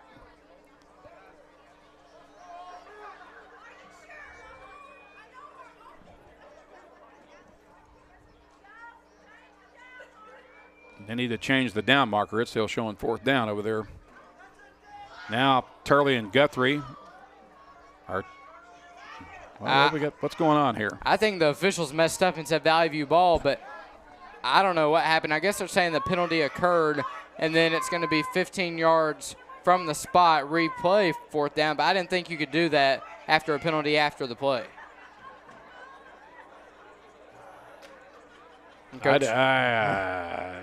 Yeah, that's very suspect. I'll just leave it at that.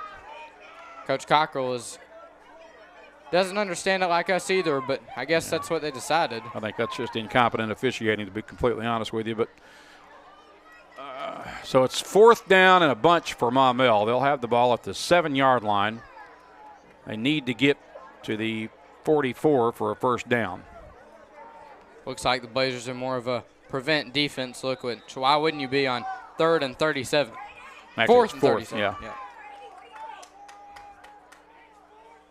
I'm just still puzzled on how a late call after the play was over. They're still confused. Now they're getting an earful from Maumelle. Yeah, from one of Maumelle's coaches, and they're on the verge of losing control of this game.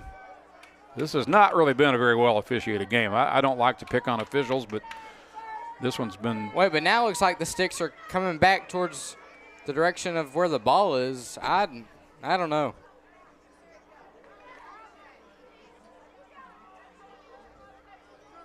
Yeah. Ball is still spotted at the 7-yard line. They never did move the chains, right? They moved them back about 5 yards. Okay. So Bjork back to throw. He's in the end zone being chased. Gets rid of it, fires on the run, and it's caught, but it will not be a first down. They'll get it out to about the 30-yard line, and now Valley View will get the ball back. So now it's turnover on downs, first down Blazers. 30-yard line. Good job there by the prevent defense, keeping the ball and playmakers in front of them coming up to make the tackle. Well short of the sticks, and the Blazers get the ball on turnover downs once again. It's been often occurrence here tonight. So Valley View will get it back at the 30-yard line. Turley and the first-team offense back out onto the field. Starks will go wide right. Guthrie is the power running back. Andrew Jones is wide left. Handed off to Guthrie. Zane spins out of a tackle and advances it to the 29-yard line. On the carry, gain of 1 on the play, brings up 2nd down, 9. Blazers in the run game. Just keep dwindling that clock down. Yeah, that is their objective right here, is just to eat clock. And if they can get some more points, that's just gravy on the biscuit. It'll be 2nd and 9 for Valley View from the 29 as they continue to let the clock wind down between plays.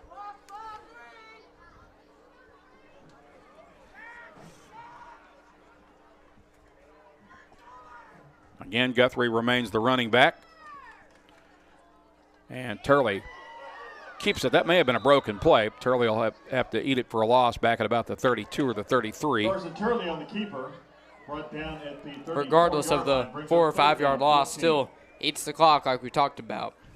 Loss back to the 34, so it's 3rd and about 14 for Valley View.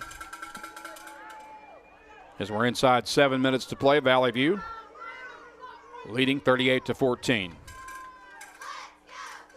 Backs in the pistol. Give to Guthrie. Guthrie running right, and he's inside the 20 down to about inside the 30 down to about the 28-yard line. Guthrie on the carry, brought down at the 28-yard line, brings up 4th down, 8.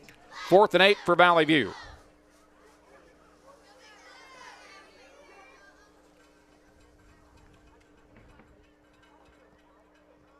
Line of scrimmage will be the 28-yard line. Ball on the right hash with 6:07 to play.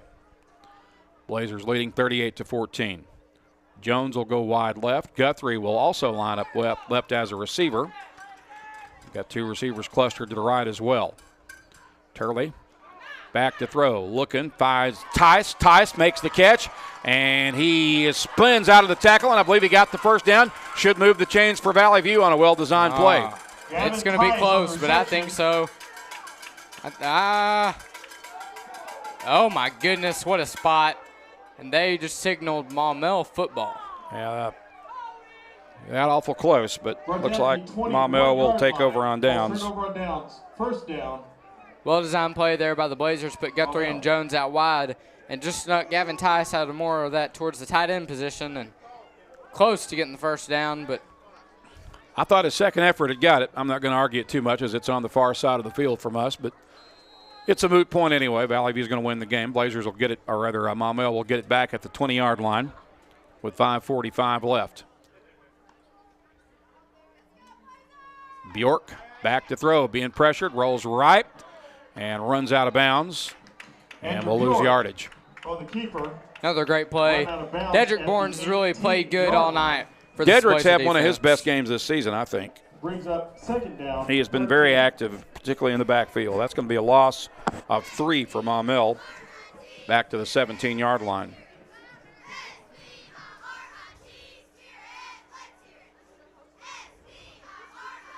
These big offensive linemen have just not been able to handle the smaller but very active and agile defensive line of Valley View. Yeah, at first looked like they were making some big holes for the run game, but Blazers shut that one down pretty quickly. York back to throw. Throws it out right side. Ball is caught. Receiver slips the first tackle, but not the second wave. He will have the first down as he gets it up to about the 32-yard line on the catch by Hunter. I will say, though, the very explosive receiving core for Maumelle had a lot of success really in the quick passes for most of the first quarter and some of the second, and then looked like the halftime adjustment for Coach Cochrell and the Blazer defense really came up big, and they really limited those quick pass plays. A little over 5 minutes to play, and we have a whistle and flag just as the ball is snapped. Illegal substitution. And it's an illegal substitution penalty on the Hornets.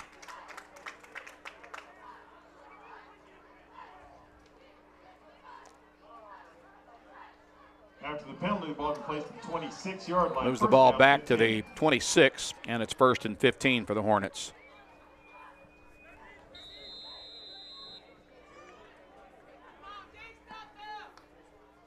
Three wides to the right. Cato Hunter to the left. Bjork throws it out right side. Ball is caught. First down up to about the 42-yard line for Maumelle.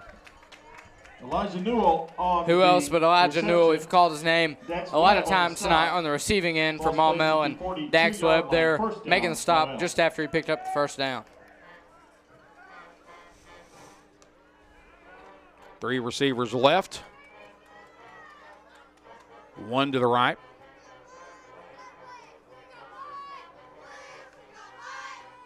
Andrew Bjork takes the snap out of the shotgun. Back to throw, rolls right, fires it downfield. That ball is deflected and incomplete. Rylan Ramsey on the excellent coverage for Valley View. Yeah, great play there by him. Saw the ball go into his targeted receiver he was covering and just made a great play there, really getting vertical. And we've seen a lot of 50-50 balls tonight, but that's one of the best plays from the secondary we've seen on one of those so far. Yeah, and they haven't been able to hit near as many of those jump ball 50-50 balls in the second half as they did in the first half. 3 receivers to the left, 1 to the right for the Hornets. Bjork back to throw, being pressured. Fires on the run, throws it downfield, and almost threw his third interception of the night. Laird Cullen got his hands on that one but couldn't quite rein it in. He had one earlier tonight. Yeah, that'll bring up 3rd and long for the Hornets. Would have been Cullen's second, and I'm really just not sure where that pass was going out of the hands of Bjork.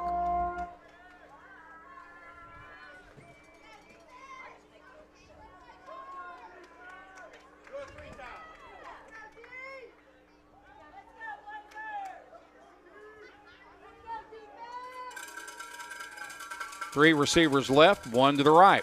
Pass over the middle is caught for the first down, and the receiver is tackled inside the 45 down to about the 42 as Jason Barham makes the catch.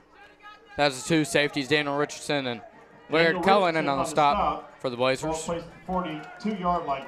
First down for Maumelle at the Valley View 42. Bjork back to throw. Got time, fires across the middle. Ball deflected and then caught off the deflection by the receiver, and that'll move the chains on the catch by Newell down to about the 28-yard line with 4:09 to play.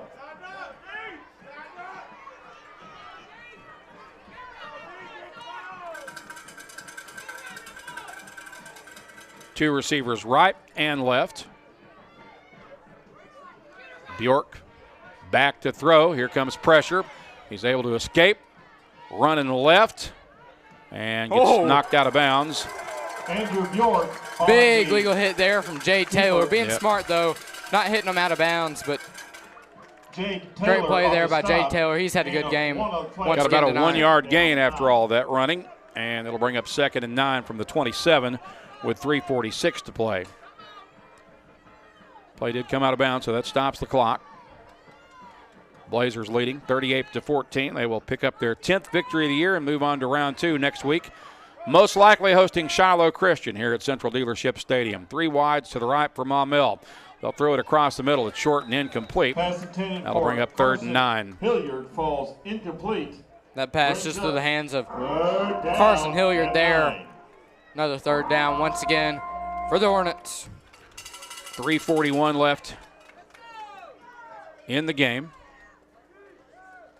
Maumelle trailing 38-14. Hornets facing a 3rd and 9 from the Blazer 27. 3 wides right, 1 to the left. Bjork drops straight back. Throwing the deep ball downfield. That's incomplete. Kenneth Robinson there, and good coverage for Valley View. Looked like Robinson was in a better position to catch that ball than the receiver. Yeah. He definitely had the better shot at it. And that brings up 4th and 9 for Maumelle. Again, the ball remains at the Blazer 27 with 3:35 to play. Valley View leading 38-14. Hornets will have Bjork bringing the play in from the sideline. Bubba Johnson will be the running back on his right hip. 3 receivers right, 1 to the left. Bjork rolling right. Gets a block from Johnson, fires it downfield. It's not almost intercepted, but incomplete. Valley View gets another takeover on downs. Yeah, that's happened a lot here tonight as of late, and I believe on the pass breakup, that was Jay Taylor once again.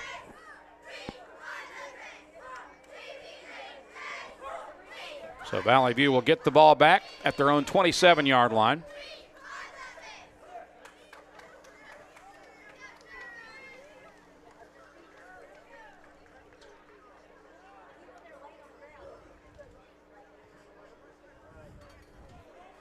.329 to play. A little too early for victory formation just yet. Need to pick up a couple of first downs. 1 receiver wide left and right. It's Jones to the left, Starks to the right. They give to Guthrie, and Guthrie pulling people with him, proving tough to tackle, still on his feet at the finally going down at about the 34-yard line, or the 33. Yeah, good north and south run there by Guthrie. We've seen him being able to get in between the tackles and really pound the ball north and south this season.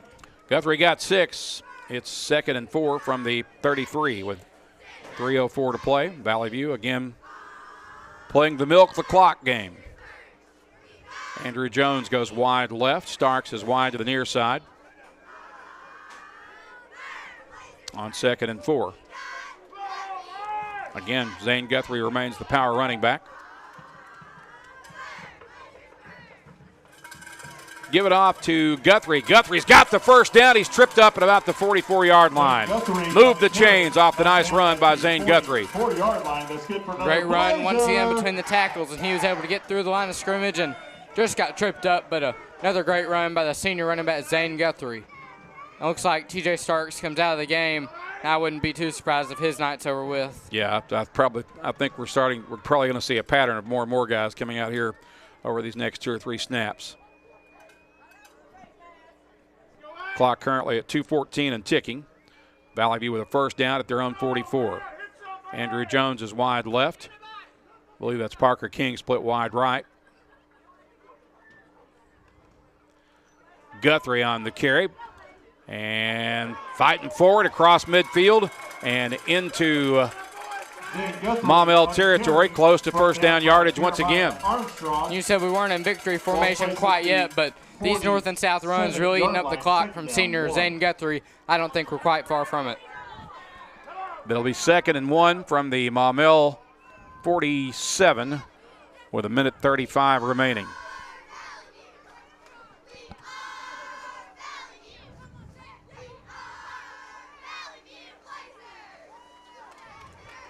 King to the right, Jones to the left. Turley and Guthrie in the backfield in the pistol set. Guthrie on the carry, breaks to the outside, has the first down, run out of bounds, got hit, and where's the flag? Finally it comes, and add 15 on in. Now we got a scuffle on the sideline. And the benches go down. Yeah, this is getting ugly in a hurry. And you got to be careful here because this is going to result in injections, and people who get ejected cannot play next week. Yeah, I agree, and safety of the players is the main priority. But Maumelle's got nothing to lose because they know they're beat. And they're still in there, man. That's just unnecessary there from the Hornets. Yep. Coaches involved. Now, the best thing that the officials could do right now is just cancel off the final 68 seconds of this game.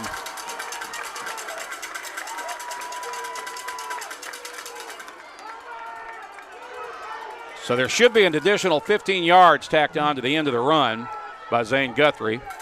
There's plenty of penalties to sort out. Yeah, I have a feeling it may take a while to sort all this out. Looks like that's what they're discussing now, but even some of the police on the field now making sure this doesn't get way out of hand. I mean, it's already more out of hand than it should be with the Blazers up by a ginormous lead. I mean, they've won the game. Like you said, Maumelle knows they're beat. They have nothing to lose, but the Blazers can't afford any suspensions or any kind of ejections here in this one. Well, this is a low-rent program out of Maumelle, and that was just completely unnecessary and uncalled for. And they kind of had that reputation, and they, after seeing that, you can understand why.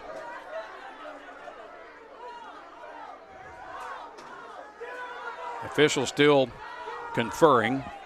1:08 to play in the game. Valley View leading 38-14. Looks like the crowd at Central Dealership Stadium is telling the Hornets to go home. Well, let's take a break here. We got time for a 30-second timeout while they sort this out. So Valley View leads 38-14 late in the game. We'll be back in 30 seconds on the EAB Sports Network.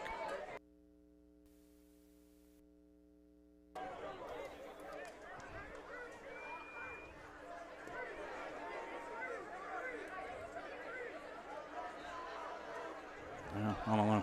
That's really unnecessary. Unbelievable.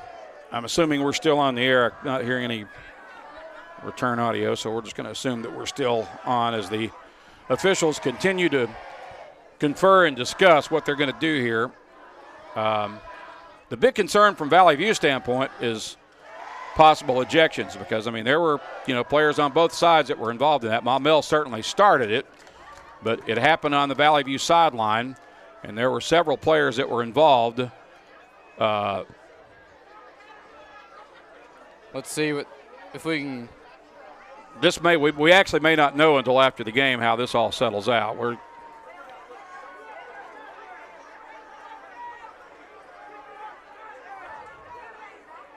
Looks like Athletic Director Brian Jenkins wants to hear about it as well here on the Blazers sideline. So see if we can tell anything. Like I said, might not be able to until after the game, but here we go. Holding against Valley View.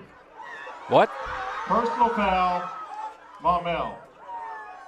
Unsportsmanlike conduct, Maumelle.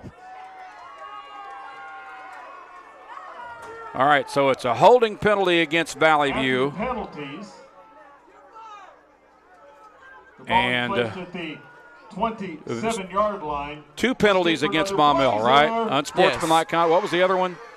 I think it was two. It was unsportsmanlike during the play. Two and unsportsmanlikes? Yes. Okay.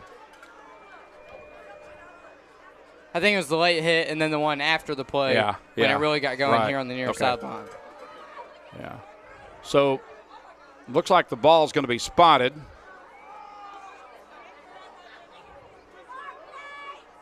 If they'll ever put it down, we'll tell you. It's not placed yet, is it? I cannot see the ball. Yeah, I don't think anybody's put the ball there. We're around the 25-yard line. I don't even see a football. I don't either. And I tell you what, I think some of this goes back to the officials had a chance to kind of nip this foolishness in the bud earlier in the game, and in my opinion, they failed to do so. I mean, even in the first quarter, players pushing and shoving. I mean, you just can't let it get out of hand, and if you do, that's what happens right there. And especially when you've got one team that kind of has a reputation for that kind of play. And there's no question Maumelle had that rep. No kidding. Especially player safety is the main priority, but even for the Blazers, just can't afford any of your players to have any ejections or suspensions, any type of penalties moving on in these playoffs. And now the refs are going to tell Valley View what the deal is. And I still don't see a football anywhere. Oh, now I see it. Okay, yeah, it's about the 27-yard line.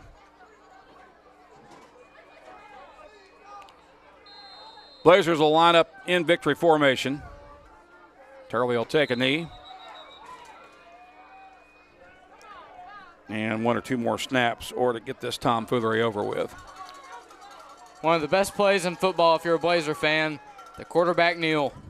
Ball will be back at the 31 after the knee taken by Turley, and it brings up a 2nd and 14.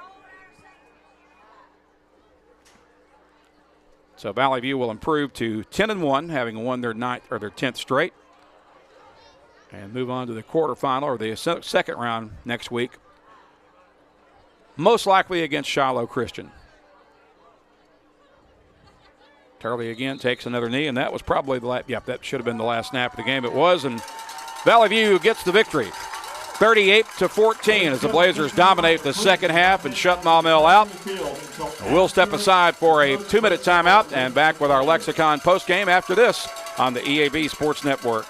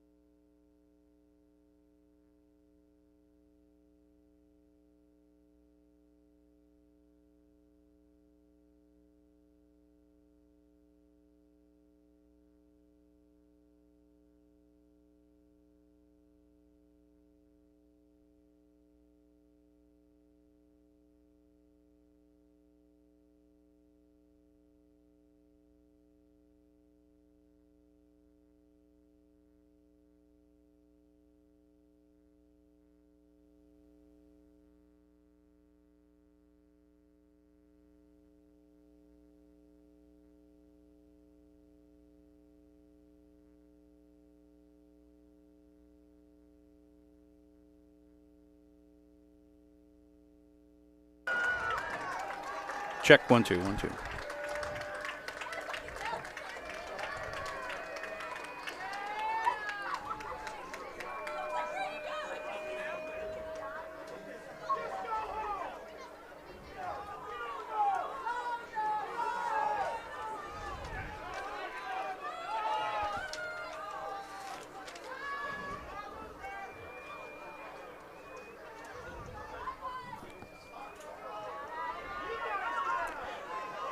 And we welcome you back to Central Dealership Stadium as we welcome you into the Lexicon postgame show on the heels of a 38-14 Valley View victory over Maumelle here in this first round playoff game. And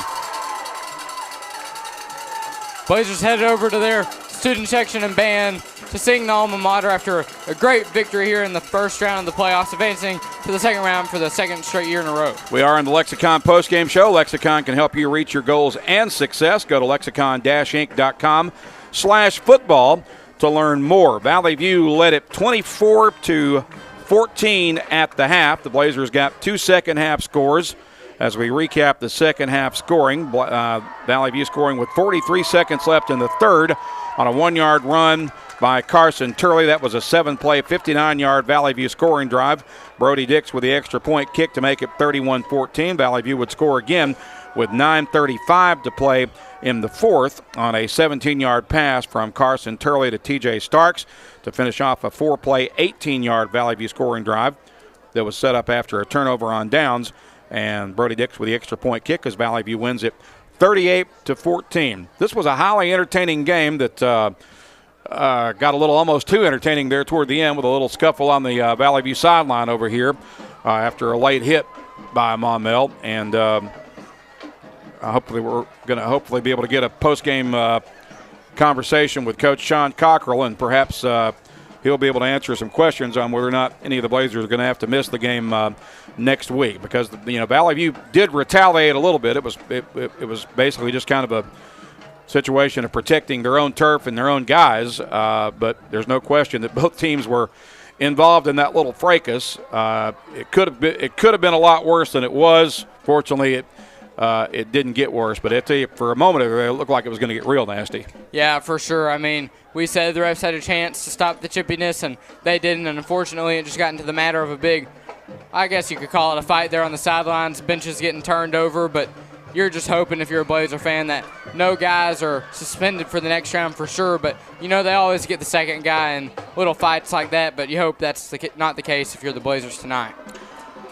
We need to name a JOSM player of the game again. We remind you that we're hoping to stay with us here in the postgame, because we're hoping we'll be able to get Sean Cockrell up into the press box with us for a postgame visit as soon as he can get up here. So in the meantime, we'll tell you who our JOSM player of the game is. A lot of guys played well in this one tonight on both sides of the ball, obviously, but I thought Dedrick Bournes, the senior defensive end, had one of his better games of the season. Tyson just saw him make a lot of plays. He seemed to live in the Maumelle backfield most of the night. Yeah, for sure. Really did a great job of putting pressure on the sophomore quarterback, Andrew Bjork, and really was in the backfield, just caused havoc for that passing game of Maumelle all night, making a couple of huge plays in the first half, but nothing bigger than the one he forced on the quarterback to go out of bounds, short of the line to gain, and he really had a great game for that Blazer defensive line. And like I said at the beginning, it was going to be a battle in the trenches, I thought, and the Blazers for sure won the battle at the line of scrimmage. Player of the game brought to you by Jonesboro Orthopedics and Sports Medicine, getting you back in the game for more than 40 years. We're going to step aside for a 2-minute timeout and give time for Sean Cockrell. I don't see him down there right now, so he may already be in the locker room, but we'll go ahead and take a 2-minute timeout. When we return, we'll either visit with him or we'll wrap this thing up in 2 minutes on the EAB Sports Network.